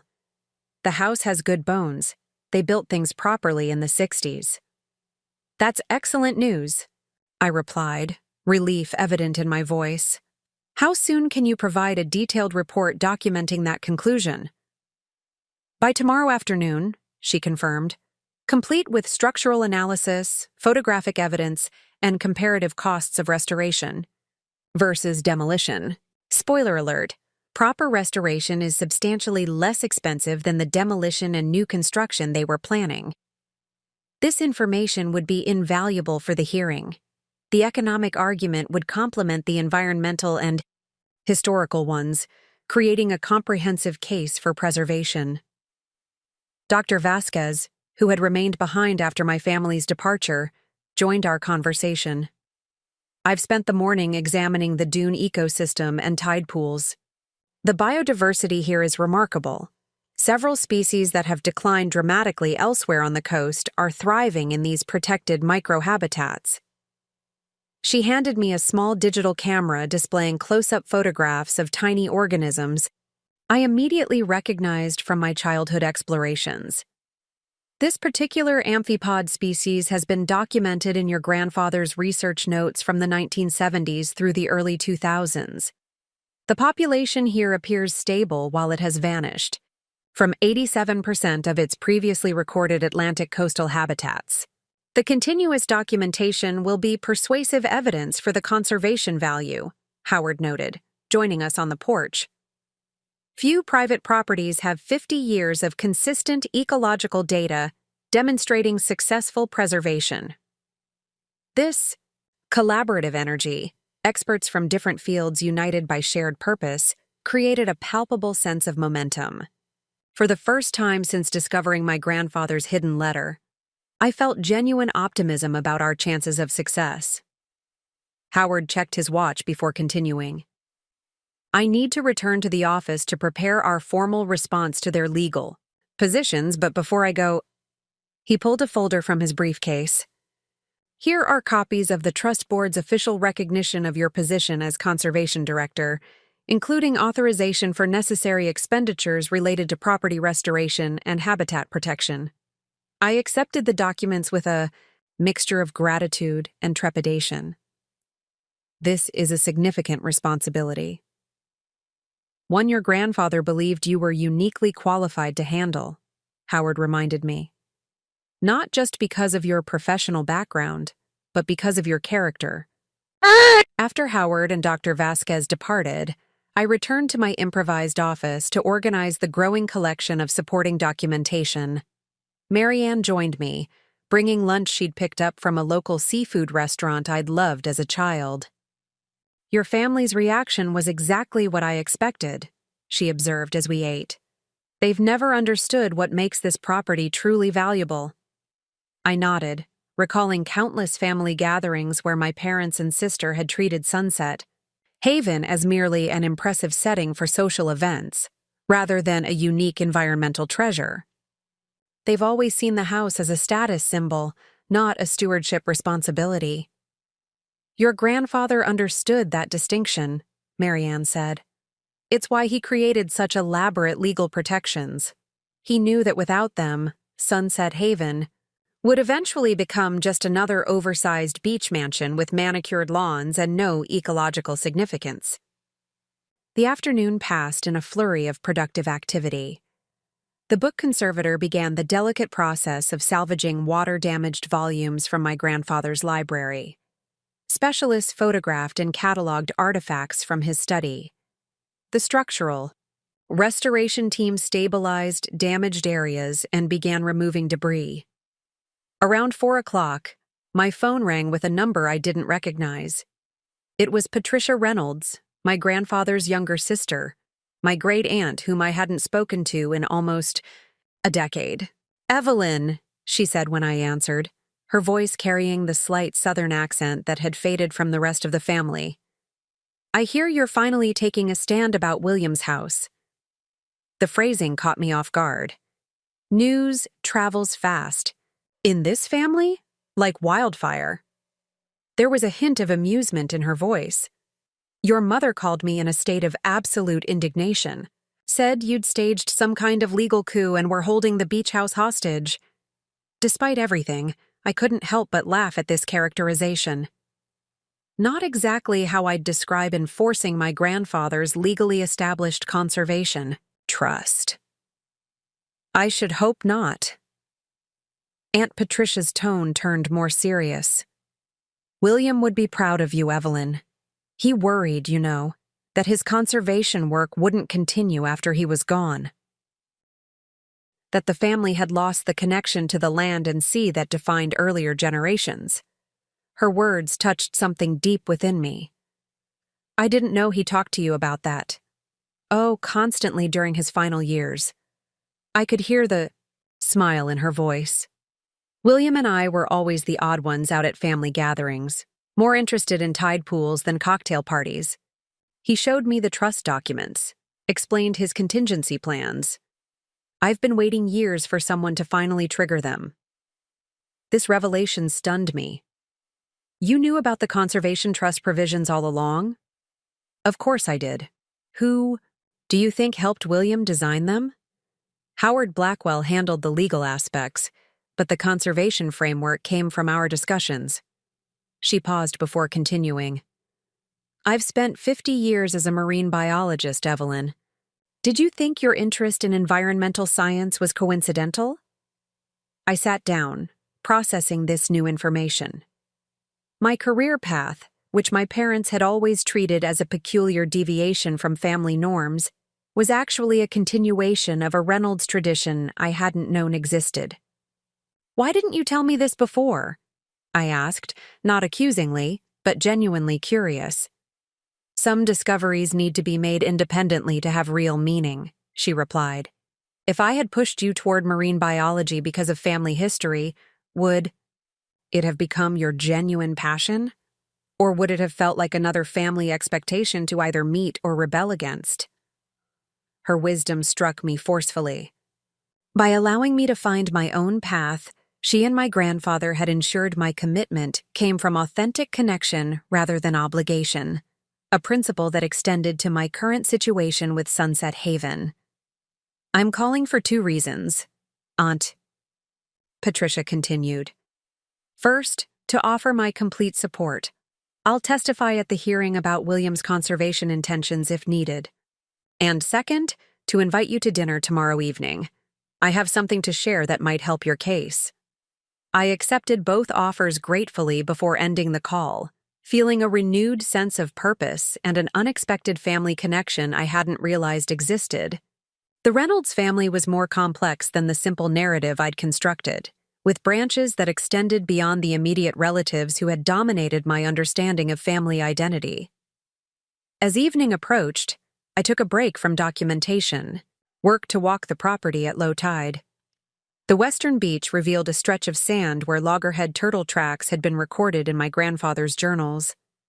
Though not nesting season currently, I carefully examined the area, noting the specific conditions that made it suitable for these endangered creatures: the particular slope of sand, the distance from human disturbance, the natural vegetation that provided crucial shelter. Standing there as sunset painted the sky in dramatic oranges and purples, I experienced a profound sense of connection to this place, to my grandfather, to a purpose larger than personal grievance or family dynamics. The fight to protect Sunset Haven wasn't just about asserting my rights or preventing my sister's development plans. It was about preserving something rare and valuable for reasons that transcended individual ownership. I was so absorbed in these thoughts that I initially missed the notification sound from my phone. When I finally checked, I found an email from a name I didn't immediately recognize: Jonathan Wilson, Claire's 14-year-old son. My nephew, though we'd had minimal contact throughout his life. The message was brief but striking in its directness. "Aunt Evelyn, Mom and Dad won't tell me what's really happening with great-grandfather's house, just that you're causing problems. But I remember you showing me the tide pools when I was little, and how you knew the name of every creature living there. I did a science project on marine ecosystems last year and got really interested in coastal conservation. When I tried to talk to Mom and Dad about keeping the tide pools at Sunset Haven, they said the new house plans were already finalized and those puddles weren't important anyway. I don't want to make them mad, but I don't want the tide pools destroyed either. Is there anything I can do to help? Jonathan." The message brought unexpected tears to my eyes, not just because it offered support from an unexpected quarter, but because it represented exactly what my grandfather had hoped for: the transmission of environmental values to the next generation. I carefully composed a response, conscious of the delicate position Jonathan occupied between conflicting family loyalties. "Dear Jonathan, thank you for reaching out. I'm not surprised you remember the tide pools. You were completely fascinated by them even at age 5. Your interest in marine ecosystems and coastal conservation would make your great-grandfather incredibly proud. What's happening now is complicated, but it essentially comes down to different visions for Sunset Haven's future. Your great-grandfather created legal protections to ensure the coastal habitats here would be preserved, and I'm working to uphold those protections. The most helpful thing you can do right now is continue learning about coastal ecosystems and their importance. Knowledge and genuine passion are powerful forces for positive change. If you're interested, I can recommend some resources or answer questions about marine conservation based on my work in the field. I understand and respect your position within the family. Please don't worry about taking sides. Caring about environmental protection isn't against anyone. It's for something important that benefits everyone in the long run. Your Aunt Evelyn." After sending the response, I returned to the house, where the restoration team was finishing their work for the day. Sophia provided an update on their progress before departing, leaving me alone in Sunset Haven for the first time since morning. I heated a simple dinner and carried it to the western deck, which offered views of both the sunset afterglow and the first emerging stars. Unlike the ostentatious entertainment space Claire and Robert had planned, this modest deck had been designed to connect occupants with the surrounding environment rather than dominate it. Built at a height that minimized disturbance to dune vegetation, positioned to provide shelter from prevailing winds without blocking natural light, and constructed from materials that weathered gracefully into the coastal landscape. As darkness settled fully over the property, I found myself contemplating the parallels between environmental and personal restoration. Both required honest assessment of damage, careful preservation of what remained intact, and thoughtful rebuilding that respected original foundations while strengthening against future threats. Both demanded patience, specialized knowledge, and commitment to authentic value rather than superficial appearance. My grandfather had understood these connections intuitively, building both a house and a legal framework designed to weather literal and figurative storms. Now it was my responsibility to continue that work, not just preserving physical structures, but rebuilding family connections that honored our shared heritage while acknowledging different values and perspectives. With this thought in mind, I opened my laptop and began drafting an email to my parents. Not an apology for standing my ground, but an invitation to conversation about finding a path forward that respected both the legal realities and our family relationships. The process wouldn't be easy or quick, but like ecological restoration, rebuilding family foundations required starting with honest communication and genuine respect for the complex systems involved. As I worked, the sound of waves provided a rhythmic backdrop, a reminder that some forces remain constant even as human circumstances change, and that patience often accomplishes what confrontation cannot. The foundations of Sunset Haven, both physical and metaphorical, were stronger than the recent storm had revealed. With proper care and commitment, they would support not just a restored structure, but a renewed sense of purpose that honored the past while creating space for future generations to discover their own connections to this unique place. Morning arrived with the gentle persistence of coastal dawn. First a faint lightening of the eastern sky, then a gradual suffusion of gold across the water. Finally, the direct brilliance of sunlight illuminating the house and surrounding landscape. I woke early, already acclimated to the natural rhythms of Sunset Haven after just one night. My email to my parents remained unsent, revised numerous times as I struggled to find language that opened possibility for reconciliation without compromising my commitment to the Conservation Trust. This morning, with clarity strengthened by rest, I finalized the message and sent it before doubt could intervene again. The restoration team arrived promptly at 8, bringing with them additional specialists, a marine biologist to assess the tide pools, an architectural historian to document the house's historical significance, and a coastal geologist to evaluate erosion patterns and dune stability. This coordinated expertise would provide comprehensive documentation for the upcoming hearing, creating a body of evidence far more persuasive than emotional appeals or legal technicalities alone. Sophia introduced me to Dr. Marcus Chen, the architectural historian, who approached Sunset Haven with visible appreciation. "This is a remarkable example of mid-century environmental design," he noted as we toured the house. "Benjamin Reynolds anticipated sustainable architecture principles decades before they became mainstream." "Benjamin Reynolds?" I asked, confused by the unfamiliar name. Dr. Chen looked surprised. "Your grandfather. He was one of the pioneering voices in environmentally integrated coastal architecture during the 1960s. This house is mentioned in several scholarly works on the subject." This revelation startled me. I'd always known my grandfather designed Sunset Haven himself, but I'd never realized he had professional recognition in architectural circles. I thought he was just a businessman with a passion for conservation. He was far more than that, Dr. Chen assured me. His architectural philosophy influenced a generation of coastal designers, though few examples of his work remain intact. Most have been demolished or heavily modified, which makes Sunset Haven particularly valuable from a historical perspective.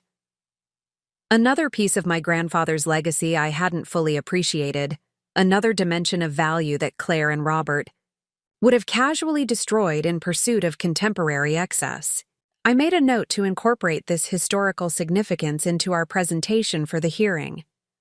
Mid-morning brought an unexpected visitor, Jonathan, my nephew, arriving on a bicycle with a backpack full of notebooks. His arrival triggered an automatic notification from the security system, giving me time to meet him at the front entrance. "Mom and Dad think I'm at coding camp," he explained somewhat sheepishly after greeting me. "Which is technically true. It doesn't start until 11. I wanted to see what's really happening here, and maybe document some of the tide pools before they're gone." His initiative touched me deeply. "The tide pools aren't going anywhere if I can help it," I assured him. "And I'd be happy to show you how to properly document them. It's actually something your great-grandfather taught me to do when I was about your age." Jonathan's face lit up. "Really?" I brought my field notebook and camera. I've been studying marine biology independently since that science project I mentioned. For the next hour, I guided Jonathan through the same tide pool exploration process my grandfather had taught me. Careful observation, detailed documentation, and respectful interaction with the delicate ecosystem. His questions revealed genuine curiosity and surprising knowledge for his age. "You know a lot more about marine biology than I did at 14, I told him as he photographed a particularly vibrant anemone. He shrugged, suddenly self-conscious. "It's easier now with internet access. And I found great-grandfather's books in the library here last summer. Mom and Dad didn't mind me reading them because it kept me quiet and out of their way during parties." The casual revelation of my sister and brother-in-law's parenting priorities saddened but didn't surprise me. "Those books were incredibly important to me growing up," I shared, "especially during family gatherings when I felt out of place." Jonathan looked up from his notebook with an expression of recognition so immediate it was almost startling. "You felt that way too? I thought it was just me." The moment of connection transcended our age difference and years of separation. Here was a Reynolds who shared not just my interest in marine ecology, but my experience of familial alienation, a kindred spirit I hadn't known existed within the younger generation. "It wasn't just you," I assured him. "And it wasn't just me either. Your great-grandfather often felt the same way, which is partly why he built this place, to have somewhere he could connect with what truly mattered to him." After completing our tide pool documentation, I showed Jonathan my temporary office and the conservation work underway. Unlike his parents, he showed genuine interest in the restoration process, asking thoughtful questions about both the architectural and environmental aspects of the project. "Is it true you're trying to take the house away from Mom and Dad?" he finally asked as we sat on the western deck with glasses of lemonade. "That's not exactly accurate," I replied, choosing my words carefully. "What I'm doing is enforcing the conservation trust your great-grandfather established to protect this property, especially the natural habitats surrounding it. The house legally belongs to your mother, but how it can be used and modified is limited by the trust provisions." Jonathan considered this with remarkable maturity. "So they can keep the house, they just can't tear it down and build something else?" "Essentially, yes. They can renovate within certain guidelines, but they can't expand the footprint, alter the protected areas, or make changes that would damage the environmental integrity of the property." He nodded slowly. "That sounds reasonable. Why are they so upset?" The question, in its directness, cut to the heart of the matter. Because they had different plans that would have given them a more impressive house but destroyed what makes this place truly special. "The ecosystems," Jonathan said, not as a question but as confirmation. "Yes, and the historical architecture and the connection to natural processes that your great-grandfather valued." I hesitated before adding, "People often have different ways of measuring value. For some, it's about status or appearance or financial worth. For others, it's about preservation, sustainability, and harmony with natural systems." Jonathan looked out toward the ocean, his expression thoughtful beyond his years. "I think I understand why you're fighting so hard for this place." Before he could elaborate, his phone chimed with a reminder. "I have to get to coding camp. Mom will check with the instructor if I'm late." As he gathered his notebooks, Jonathan hesitated. "Would it be okay if I came back tomorrow? There's a low tide in the morning, and I'd like to document the southern tide pools we didn't get to today." "Of course," I replied, genuinely pleased by his interest. "Just text me first so I'll know to expect you." After Jonathan departed, I returned to coordinating the day's documentation efforts. The various specialists had made significant progress, each contributing crucial elements to our comprehensive assessment of Sunset Haven's value. Not just as real estate, but as an integrated system of natural and built environments functioning in sustainable harmony. In the afternoon, I received a response from my parents to the email I'd sent that morning. Their message was brief, but not dismissive. Evelyn, we appreciate your willingness to discuss this situation. While we still believe Claire should have primary decision-making authority regarding Sunset Haven, we recognize that your grandfather's conservation interests deserve consideration. We would be open to meeting with you privately, without lawyers present, to explore possible compromises before the formal hearing. Dad and Mom, though far from a complete acceptance of my position, their response represented a significant shift from the united opposition they'd presented yesterday. The acknowledgement that compromise might be possible suggested they recognized the legal strength of the trust provisions, or at least understood that forcing a confrontational court battle would be costly and potentially damaging to family relationships. I responded with suggested times for a meeting, emphasizing my willingness to find solutions that respected both conservation requirements and family harmony. While I wouldn't compromise on environmental protection, I could be flexible about implementation approaches that might allow Claire and Robert to feel they maintained meaningful ownership influence. Late afternoon brought Aunt Patricia, driving herself despite being well into her 70s. She arrived carrying several canvas bags filled with documents, photographs, and what appeared to be old journals. "I've been the family archivist by default," she explained as we settled in the solarium. "No one else wanted all that old paper, as your mother once called it. William entrusted me with his personal archives before he died, knowing I'd preserve them until they were needed." She began unpacking her collection, organizing items across the large table with practiced efficiency. These materials document William's environmental work dating back to the 1950s, long before he purchased this property. They establish a clear pattern of conservation commitment that substantiates the trust provisions. I examined the materials with growing appreciation for my grandfather's methodical documentation. Personal journals detailed his early concerns about coastal development and its environmental impact. Correspondence with conservation organizations demonstrated decades of consistent advocacy. Preliminary sketches for Sunset Haven revealed his intentional integration of natural and built environments. He was remarkably forward-thinking, I noted, reviewing architectural plans that incorporated solar orientation, natural ventilation, and water conservation features decades before such approaches became common practice. William was always ahead of his time, Aunt Patricia agreed. It's why he was often at odds with the more conventional branches of the family. Your mother never understood her father's priorities. She saw his conservation work as an eccentric hobby rather than a defining purpose. She handed me a particular journal from 1963, open to a specific entry. This might be especially relevant to your current situation. The journal page contained my grandfather's reflections after purchasing the Sunset Haven property. Today, I acquired the headland property from the Wilkins estate. The family's financial difficulties forced the sale, which creates mixed emotions.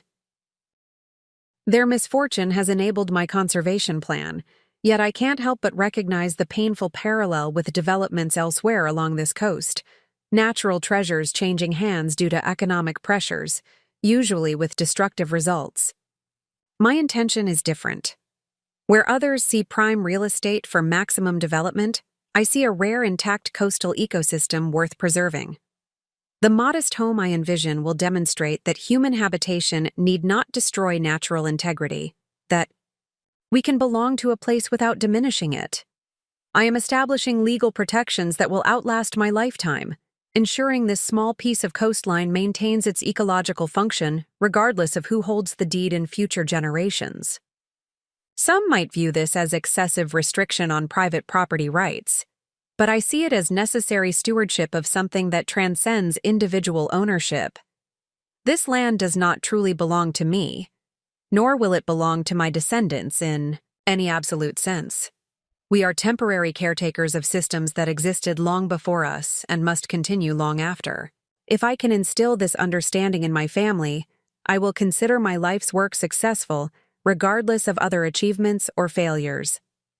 The entry captured my grandfather's philosophy with remarkable clarity, articulating principles that resonated deeply with my own environmental values.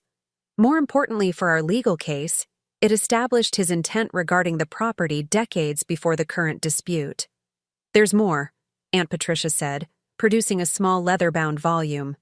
This journal from 2001, the year before he died, documents specific conversations with your parents about the trust provisions.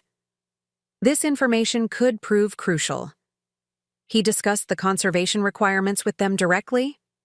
Multiple times, she confirmed, with increasing urgency as his health declined. He specifically warned them that transferring the property to a single heir would trigger the secondary trust provisions. These entries document their verbal acknowledgement of those conditions. Such evidence would directly counter my parents' potential claim of ignorance regarding the trust requirements, a strategy their lawyer had hinted at during yesterday's confrontation. William knew your parents might eventually disregard his wishes, Aunt Patricia explained. Not out of malice, but from fundamentally different values. He created contingency plans not from lack of trust, but from realistic assessment of family dynamics. She reached across the table to grasp my hand, her expression earnest. He also knew someone in the family would eventually emerge as a true conservation ally. He hoped it might be one of his granddaughters, but he created flexible provisions that could adapt to whatever legitimate conservation steward eventually stepped forward. He couldn't have known it would be me, I said, still processing the extent of my grandfather's foresight. Perhaps not specifically, she agreed. But he recognized something in you even when you were very young, an affinity for this place that went beyond superficial enjoyment. He used to say you were the only one who truly saw Sunset Haven, while others merely looked at it. This distinction between seeing and merely looking perfectly captured the core difference in how my family members related to the property. For Claire and my parents, Sunset Haven represented an asset to be enhanced for status or financial gain. For me, it had always been a living system to be understood, appreciated, and protected. As sunset approached, Aunt Patricia and I continued, reviewing the archival materials, identifying key documents for the upcoming hearing. The growing collection of evidence strengthened not just our legal position, but my personal conviction that protecting Sunset Haven aligned perfectly with my grandfather's genuine intentions. You know, Aunt Patricia observed as we organized, the materials for Howard. Most people never discover work that aligns so perfectly with both their skills and their deepest values. William found that alignment in conservation. I found it in marine biology. And it appears you've found it too, though perhaps through a more circuitous route than you might have preferred. Her observation resonated deeply. The challenge of protecting Sunset Haven had awakened something essential within me, a sense of purpose that transcended professional accomplishment or personal vindication. Whatever the outcome of the legal proceedings, this reconnection with my core values represented a victory of sorts. A reclamation of identity and direction that had been partially submerged beneath years of family accommodation and conflict. Avoidance. As Aunt Patricia departed with promises to attend the hearing and provide testimony if needed, I found myself reflecting on the hidden strengths that often emerge during unexpected challenges. The storm that had damaged Sunset Haven had simultaneously revealed resources I hadn't known existed, legal protections established by my grandfather, family allies I hadn't recognized, and perhaps most importantly, a resilience within myself that had remained dormant until genuinely needed. The county courthouse bustled with unusual activity as we arrived. Beyond the environmental supporters we'd seen at the beach access point, several groups with competing interests had gathered on the courthouse steps. On one side stood representatives from local conservation organizations carrying signs about habitat protection. On the opposite side, a smaller but equally vocal group displayed messages supporting property rights and economic development. Word travels fast in small communities, Howard observed as we navigated through the crowd. This case has clearly struck a nerve beyond just the family dynamics. Inside, the designated courtroom was nearly filled to capacity. Local media occupied the press section, while the public benches held an eclectic mix of environmentalists, property developers, concerned citizens, and curious onlookers. Legal cases involving prominent coastal properties rarely generated this level of public interest, but Sunset Haven's unique history and the potential precedent-setting nature of the dispute had transformed it into a matter of community concern. Howard and I took our positions at the plaintiff's table, arranging our documentation in meticulous order. Across the aisle, Claire and Robert sat with their legal team, not just the single attorney from yesterday, but now a formidable array of 3 lawyers from a prestigious regional firm specializing in property rights cases. My parents entered moments later, hesitating briefly before taking seats in the neutral center section rather than joining Claire's side. This visible positioning sent a clear message about their evolving stance. Aunt Patricia settled beside them, her expression serene despite the tension permeating the room. At precisely 2 o'clock, the bailiff called the court to order as Judge Eleanor Reynolds entered. In her early 60s, with silver-streaked dark hair pulled back in a practical style, she carried herself with the quiet authority of someone who had navigated complex environmental cases for decades. After the formal opening procedures, she addressed the assembled parties directly. This hearing concerns a motion to dismiss conservation trust claims regarding the property known as Sunset Haven, she began, her tone brisk, but not unsympathetic. Before we proceed with arguments, I want to clarify that I've reviewed the initial filings from both parties and find this case presents substantive legal questions that deserve careful consideration. This preliminary statement subtly indicated her rejection of the opposition's core strategy, seeking immediate dismissal on procedural grounds. She continued, "I'm also aware of the property's historical significance and the potential environmental implications of this dispute. These factors don't determine legal outcomes, but do warrant thorough examination of all relevant documentation." Judge Reynolds turned to Claire's legal team. "As the moving party seeking dismissal, you may present your arguments first." The lead attorney, a distinguished-looking man in his 50s named Bradford Harrington, approached the podium with practiced confidence. "Your Honor, this case represents an unfortunate family disagreement that has been inappropriately elevated to a conservation dispute. The facts are straightforward. Claire Wilson is the legal deed holder of Sunset Haven, a private residence transferred to her by her parents 7 years ago." He gestured dismissively toward our table. "The plaintiff, Ms. Wilson's estranged sister, has suddenly appeared after 7 years of complete disassociation from the property, claiming authority under obscure trust provisions created decades ago. We contend these provisions were never properly incorporated into subsequent deed transfers and, more importantly, represent an unconscionable restriction on legitimate property rights." Harrington continued with polished rhetoric about the sanctity of property ownership, the economic benefits of the proposed development, and the unreasonable nature of constraints that would prevent modernization of an aging structure. His presentation was technically proficient, but revealed a fundamental misunderstanding of conservation law, treating environmental protections as annoying obstacles rather than legally binding commitments attached to the land itself. Throughout his presentation, Judge Reynolds remained inscrutable, occasionally making notes but offering no indication of her perspective. When Harrington concluded his arguments, she turned to our table. "Mr. Blackwell, you may respond." Howard approached the podium with the measured confidence of someone who had spent decades in environmental law. "Your Honor, this case is indeed about family, but more fundamentally, it's about honoring legally binding conservation commitments that transcend individual ownership.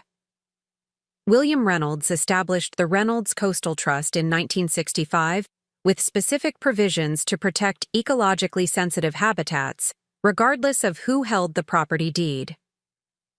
He methodically addressed each of the opposition's arguments, presenting documentation that directly contradicted their claims. Regarding the assertion that these provisions weren't properly incorporated into subsequent deed transfers, I direct the court's attention to Exhibit C, the deed transfer to Claire Wilson, which explicitly references the binding conservation, easements, and trust provisions established by William Reynolds and recorded in county property records. Howard continued by explaining the conditional clauses triggered by the transfer to a single heir, emphasizing that these provisions weren't punitive but protective, designed to ensure conservation continuity regardless of ownership changes. He concluded by addressing the claim about my extended absence. Ms. Reynolds' physical absence from the property in no way diminishes her qualifications as conservation director. In fact, during this period, she obtained a master's degree in environmental science and has worked professionally in coastal ecosystem restoration, credentials that make her exceptionally qualified for this role. Judge Reynolds nodded thoughtfully before asking her first direct question. Mr. Blackwell, the opposition has characterized the conditional trust provisions as unreasonably restrictive. How do you respond to that characterization? The restrictions are directly proportional to the ecological significance of the protected areas, Your Honor, Howard replied. The trust doesn't prohibit all development or modification. It simply requires that such changes preserve the integrity of identified habitats and maintain the property's historical and environmental character. The judge turned to Harrington. Counselor, your argument suggests these restrictions emerged unexpectedly. What evidence do you have that your clients were unaware of these provisions prior to their redevelopment plans? Harrington appeared momentarily flustered by the direct eye. Question. Your Honor, my clients understood there were some general conservation guidelines but were not informed of the extreme restrictions or the conditional clauses that would transfer effective control to a conservation trust. Judge Reynolds' expression revealed skepticism. Are you suggesting that Ms. Wilson received a property deed that explicitly referenced conservation easements and trust provisions, yet made no effort to understand the scope of those provisions before planning major redevelopment? The provisions were presented as minor limitations, Your Honor, not as constraints that would fundamentally prevent modernization or improvement of the property. The judge made a note before continuing. I'd like to hear directly from the deed holder. Ms. Wilson, would you please approach? Claire appeared startled but composed herself quickly, moving to the witness position with the practiced poise she'd perfected throughout her life. After being sworn in, she faced Judge Reynolds directly. Ms. Wilson, when did you first learn about the Conservation Trust provisions attached to Sunset Haven? Claire hesitated, clearly weighing her response. I was generally aware that my grandfather had some environmental interests that affected the property, but I didn't realize the extent of the restrictions until recently. Did you review the deed when the property was transferred to you? I skimmed it. It was quite lengthy. And in the 7 years since receiving the property, did you ever request clarification about the conservation provisions referenced in that deed? Claire shifted uncomfortably. Not specifically. I assumed any significant restrictions would have been explicitly explained by my parents or the transfer attorney.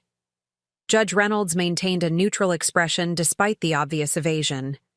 Were you aware that your grandfather had documented conversations with your parents specifically explaining these provisions before his death? This question clearly caught Claire by surprise. No, I wasn't aware of that. Thank you, Ms. Wilson. The judge turned toward our table. Ms. Reynolds, I'd like to hear from you as well. As I approached the witness position, I felt a surprising calm. The years of professional training in presenting scientific evidence served me well in this moment. Focusing on facts rather than emotions, on documentation rather than personal grievances. After being sworn in, Judge Reynolds began her questioning. Ms. Reynolds, when did you become aware of your position as designated conservation director under the trust provisions? 3 days ago, Your Honor, when I discovered my grandfather's letter and supporting documentation while assessing storm damage to the property. And what qualifies you for this role beyond family connection?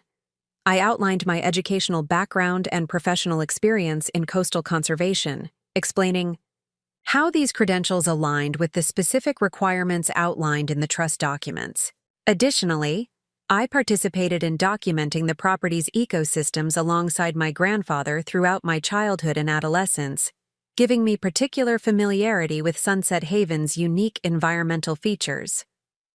Judge Reynolds nodded, before asking a more pointed question. Your sister's counsel suggests your claim is motivated by resentment over the property transfer rather than genuine conservation concerns. How do you respond? I considered my answer carefully, aware that authenticity would matter more than polished rhetoric. My concern is protecting irreplaceable ecosystems and a historically significant architectural design. While I was initially hurt by being excluded from the property transfer, my current actions are motivated by the discovery that these unique environmental features were slated for destruction. The judge studied me thoughtfully. If a compromise were possible that maintained your sister's ownership while protecting the conservation values, would that satisfy your objectives? Absolutely, Your Honor. My goal has never been to claim ownership, but to ensure the property's environmental and historical integrity remains protected as my grandfather intended. After I returned to my seat, Judge Reynolds called for a 30-minute recess to review the extensive documentation both sides had submitted. The courtroom buzzed with speculative conversations as she departed, with observers debating potential outcomes based on her questioning. Howard leaned over with cautious optimism. She's focusing on the right issues, the legal validity of the trust provisions and the environmental implications rather than family dynamics. Across the aisle, Claire and Robert were engaged in intense discussion with their legal team, their expressions suggesting growing concern about their position. My parents remained in their neutral position, occasionally exchanging words with Aunt Patricia but making no move to join either side. When court reconvened, Judge Reynolds appeared with a stack of reference materials in addition to our case documents, a sign she had been consulting environmental precedents during the recess. Having reviewed the submitted evidence and relevant legal principles, I'm prepared to rule on the motion to dismiss, she announced. This case presents multiple intersecting legal considerations involving property rights, conservation easements, conditional trust provisions, and environmental protections. The courtroom fell completely silent as she continued. First, regarding the validity of the conservation trust provisions, I find these were properly established, consistently documented, and explicitly referenced in all subsequent deed transfers, including the transfer to Claire Wilson. The claim that these provisions were not properly incorporated is without merit. This first determination represented a significant victory for our position. Judge Reynolds continued. Second, regarding the characterization of these provisions as unconscionably restrictive. Conservation easements by their nature limit certain property rights in service of environmental protection. The restrictions in this case are proportionate to the documented ecological significance of the protected areas and consistent with established conservation law principles. She turned to address the issue of the conditional clauses. The provisions triggered by transferring the property to a single heir rather than maintaining joint ownership between the granddaughters were clearly articulated in the trust documents. Evidence suggests the parents were specifically informed of these conditions prior to the transfer decision. These provisions do not revoke ownership, but establish a conservation oversight structure to ensure environmental protections are maintained. Judge Reynolds then delivered her formal ruling. The motion to dismiss is denied. The emergency injunction prohibiting demolition or alteration of the property will remain in effect pending a full hearing. However, she added, raising her hand, to forestall any premature celebration, I believe this case presents an opportunity for resolution that honors both family relationships and conservation principles. She looked directly at both Claire and me. Before proceeding to a full trial that would likely be costly lengthy, and potentially damaging to family bonds. I strongly encourage the parties to engage in mediated negotiation. The core issues, preserving environmental habitats and historical architecture while allowing reasonable use and renovation of the property, appear reconcilable with good faith efforts from all involved. With that recommendation, Judge Reynolds scheduled a follow-up conference for 2 weeks later to assess progress toward settlement, maintaining the protective injunction in the interim. As the court adjourned, the significance of this outcome became clear. Not an absolute victory for either side, but a judicial recognition that environmental protections had legal standing that couldn't be casually dismissed in favor of development rights. Outside the courtroom, Howard shook my hand with genuine satisfaction. This is essentially the outcome we hoped for. The judge has validated the legal framework your grandfather established while creating space for a negotiated solution. We gathered our materials. I noticed Claire standing alone near the courtroom windows, her expression uncharacteristically vulnerable. Our eyes met briefly across the room, and in that moment, I recognized something I hadn't seen in years: uncertainty that penetrated her carefully maintained facade of confidence. Perhaps this represented the true turning point, not just a legal validation of conservation principles, but the beginning of a shift in understanding among family members who had previously dismissed environmental concerns as subordinate to development preferences. The pathway forward remained challenging, but for the first time, all parties would need to genuinely engage with the vision my grandfather had established for Sunset Haven's future. The courthouse steps buzzed with activity as media representatives sought statements from both sides. Howard expertly deflected their questions with professional courtesy, emphasizing that we were focusing on constructive dialogue rather than public commentary. Claire's legal team adopted a similar approach, though their tense expressions revealed clear disappointment with the judge's ruling. My parents approached as we prepared to leave, their demeanor cautious but no longer openly hostile. The judge made some valid points about mediation, my father said, attempting neutrality despite the obvious shift in legal momentum. Perhaps we should discuss this as a family before involving more attorneys. I'd welcome that, I replied sincerely. My goal has always been protecting the conservation values while finding a workable solution for everyone. My mother glanced toward Claire, who remained in conversation with her lawyers at the courthouse entrance. Your sister may need some time to adjust to this development. She's not accustomed to having her plans challenged. This assessment, though diplomatically phrased, represented a subtle but significant shift in my parents' perspective. Their usual pattern was unwavering support for Claire's positions, regardless of merit. This more balanced acknowledgement suggested they were reassessing their automatic advocacy. I understand, I assured them. There's no rush to begin discussions. The injunction gives us time to consider options thoughtfully. As we parted ways, Aunt Patricia joined me at the base of the courthouse steps. Well done, she said simply. William would be proud, not just of the legal outcome, but of how you've conducted yourself throughout. Her approval meant more than she could know. I'm trying to focus on principles rather than personalities. It's challenging when family dynamics are involved. That's precisely why William created legal protections, she reminded me. He knew environmental decisions should be based on ecological imperatives rather than interpersonal conflicts. Back at Sunset Haven, the restoration work continued uninterrupted, with specialists now operating under the security of judicial protection. Sophia reported significant progress in stabilizing the storm-damaged sections and developing a comprehensive restoration plan that would preserve the architectural integrity while incorporating necessary updates. The structure is remarkably sound, she emphasized during our afternoon inspection. Your grandfather built this place to last generations, using materials and methods that have withstood coastal conditions admirably. The storm damage, while significant in certain areas, hasn't compromised the fundamental integrity. Dr. Chen, the architectural historian, concurred.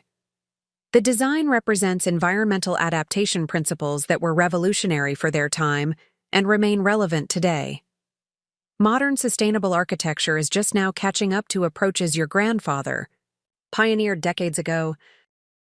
Their assessments reinforced what I had intuitively understood but lacked vocabulary to articulate, that Sunset Haven represented not just a cherished family property, but a significant achievement in environmentally integrated design. This historical and architectural value provided additional dimensions to our case beyond purely ecological considerations. As evening approached, I received an unexpected text message from Claire. "Can we talk? Just us." The request surprised me given her evident frustration after the hearing, but I responded immediately. "Of course. Where and when?" Her reply came quickly. "Tonight? The old pier? 8 p.m.? The suggested location carried significant meaning.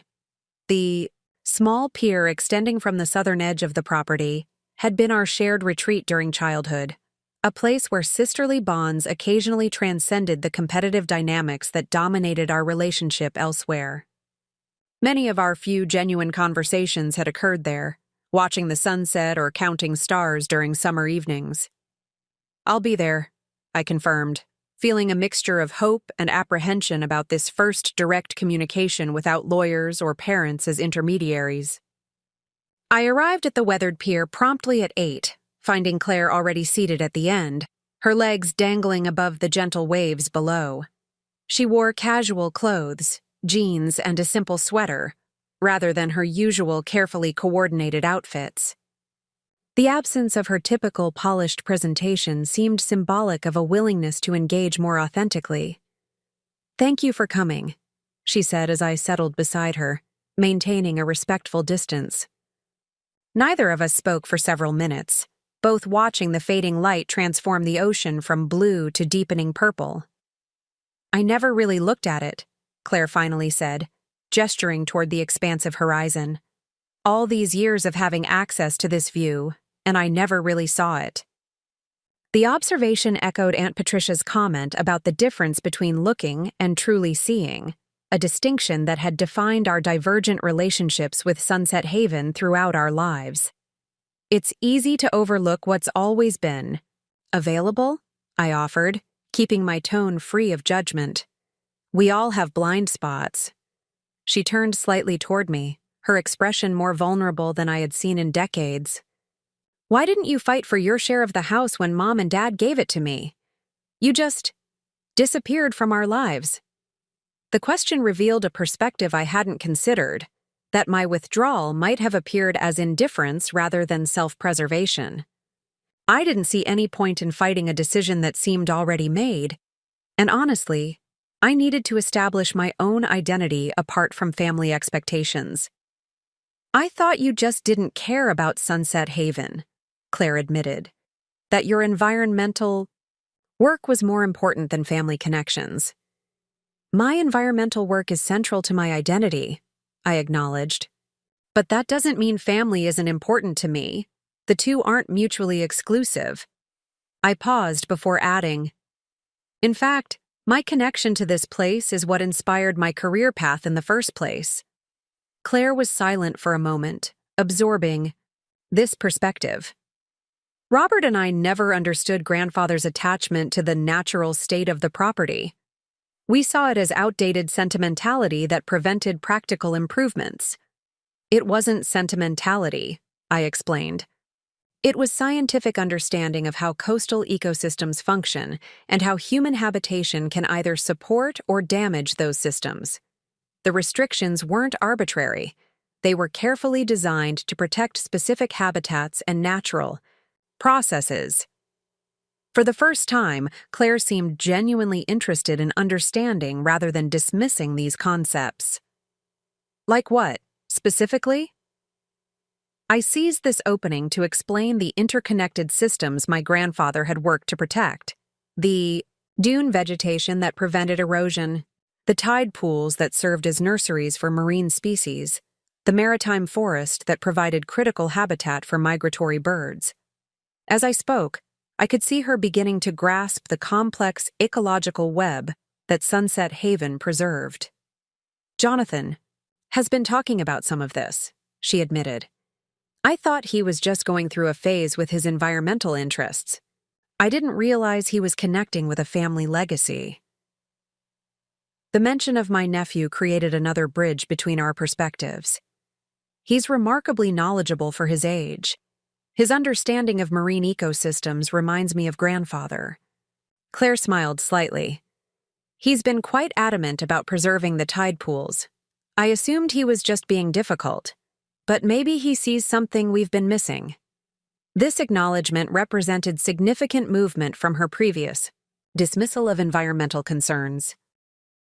I decided to build on this opening with a practical suggestion. "Would you be open to exploring renovation options that would give you the updates you want while preserving the essential ecological and architectural elements?" She didn't immediately reject the idea, which itself represented progress. What would that even look like? Our architect said the existing structure couldn't accommodate modern amenities without major reconstruction. "That's simply not accurate," I countered gently. "The restoration specialists have confirmed the structure is fundamentally sound and adaptable. There are numerous approaches to modernization that would maintain the original footprint and design integrity while incorporating contemporary features." I described some possibilities: updating systems while preserving architectural elements, reconfiguring interior spaces without expanding the building envelope, incorporating sustainable technologies that would actually reduce operating costs while enhancing comfort. Claire listened with surprising receptiveness. "The costs would be substantially lower than demolition and new construction," I added, addressing what I knew would be a pragmatic concern for her and Robert. "And the historical significance adds considerable value to the property, value that would be completely lost with demolition." The practical aspects of this approach seem to resonate with Claire's sensibilities. Robert's been focused on creating something impressive, something that makes a statement. He might be resistant to working within the existing structure. The most impressive statement would be creating a model of how historical preservation and environmental stewardship can coexist with contemporary living, I suggested. "That's far more distinctive than yet another oversized beach mansion that looks like every other new construction on the coast." Claire considered this perspective thoughtfully. "I never thought about it that way. Most of our friends have essentially the same house with minor variations, all built within the last decade, all following the same design trends. Sunset Haven has unique character and historical significance that can't be replicated," I emphasized. "With thoughtful renovation, you could have both distinction and modern functionality." As darkness settled fully over the ocean, Claire finally addressed the central issue. "So where does this leave us legally? The trust provisions seem to give you significant authority regardless of my deed ownership." "The legal framework exists to protect the conservation values, not to control your enjoyment of the property," I clarified. "If we can agree on approaches that preserve the essential environmental and historical elements, there's no reason we can't find a cooperative solution that respects both your ownership and the trust requirements." Claire nodded slowly, processing this perspective. "We should include Jonathan in these discussions. He understands the environmental aspects better than either Robert or I do." This suggestion surprised and pleased me. "I think that would be extremely valuable. He has genuine insight and clearly cares deeply about the property's natural features." As we prepared to leave the pier, Claire paused. "I've been wondering, why did grandfather create such elaborate legal protections instead of just trusting the family to respect his wishes?" The question revealed the core difference in how we understood my grandfather's intentions. "It wasn't about lack of trust in the family," I explained. "It was recognition that environmental protection often requires structural safeguards because values and priorities change across generations. He was protecting something that transcends individual ownership or family preferences. This concept that some values require institutional protection beyond good intentions seemed to resonate with Claire in a way it hadn't before. "I need to think about all this," she said as we walked back toward the house, "and talk with Robert, but I'm open to exploring alternatives to our original plans." This openness, however tentative, represented genuine progress, not complete resolution, but the beginning of a bridge between fundamentally different value systems. As Claire departed, I remained on the porch, reflecting on this unexpected development. The conversation had revealed something important. Despite our different priorities and perspectives, we shared a connection to Sunset Haven that could potentially transcend our differences. Claire's attachment might be primarily emotional and status-oriented, while mine was ecological and principled, but both were genuine forms of valuing the property. Building on these shared foundations, finding common ground amidst philosophical differences would be essential to creating a sustainable solution that preserved both environmental integrity and family relationships. The judge had recognized this possibility in recommending mediation rather than adversarial litigation, understanding that the most durable resolutions emerge from mutual recognition of legitimate interests rather than zero-sum legal victories. As I watched the moonlight create a silver path across the water, the same view that had inspired my grandfather's conservation vision decades earlier, I felt cautiously optimistic that his legacy might yet achieve its intended purpose. Not just preserving a unique coastal ecosystem, but fostering an ethic of stewardship that could bridge generational and philosophical divides within the family he had loved. Up next, you've got 2 more standout stories right on your screen. If this one hit the mark, you won't want to pass these up. Just click and check them out, and don't forget to subscribe and turn on the notification bell so you don't miss any upload from us.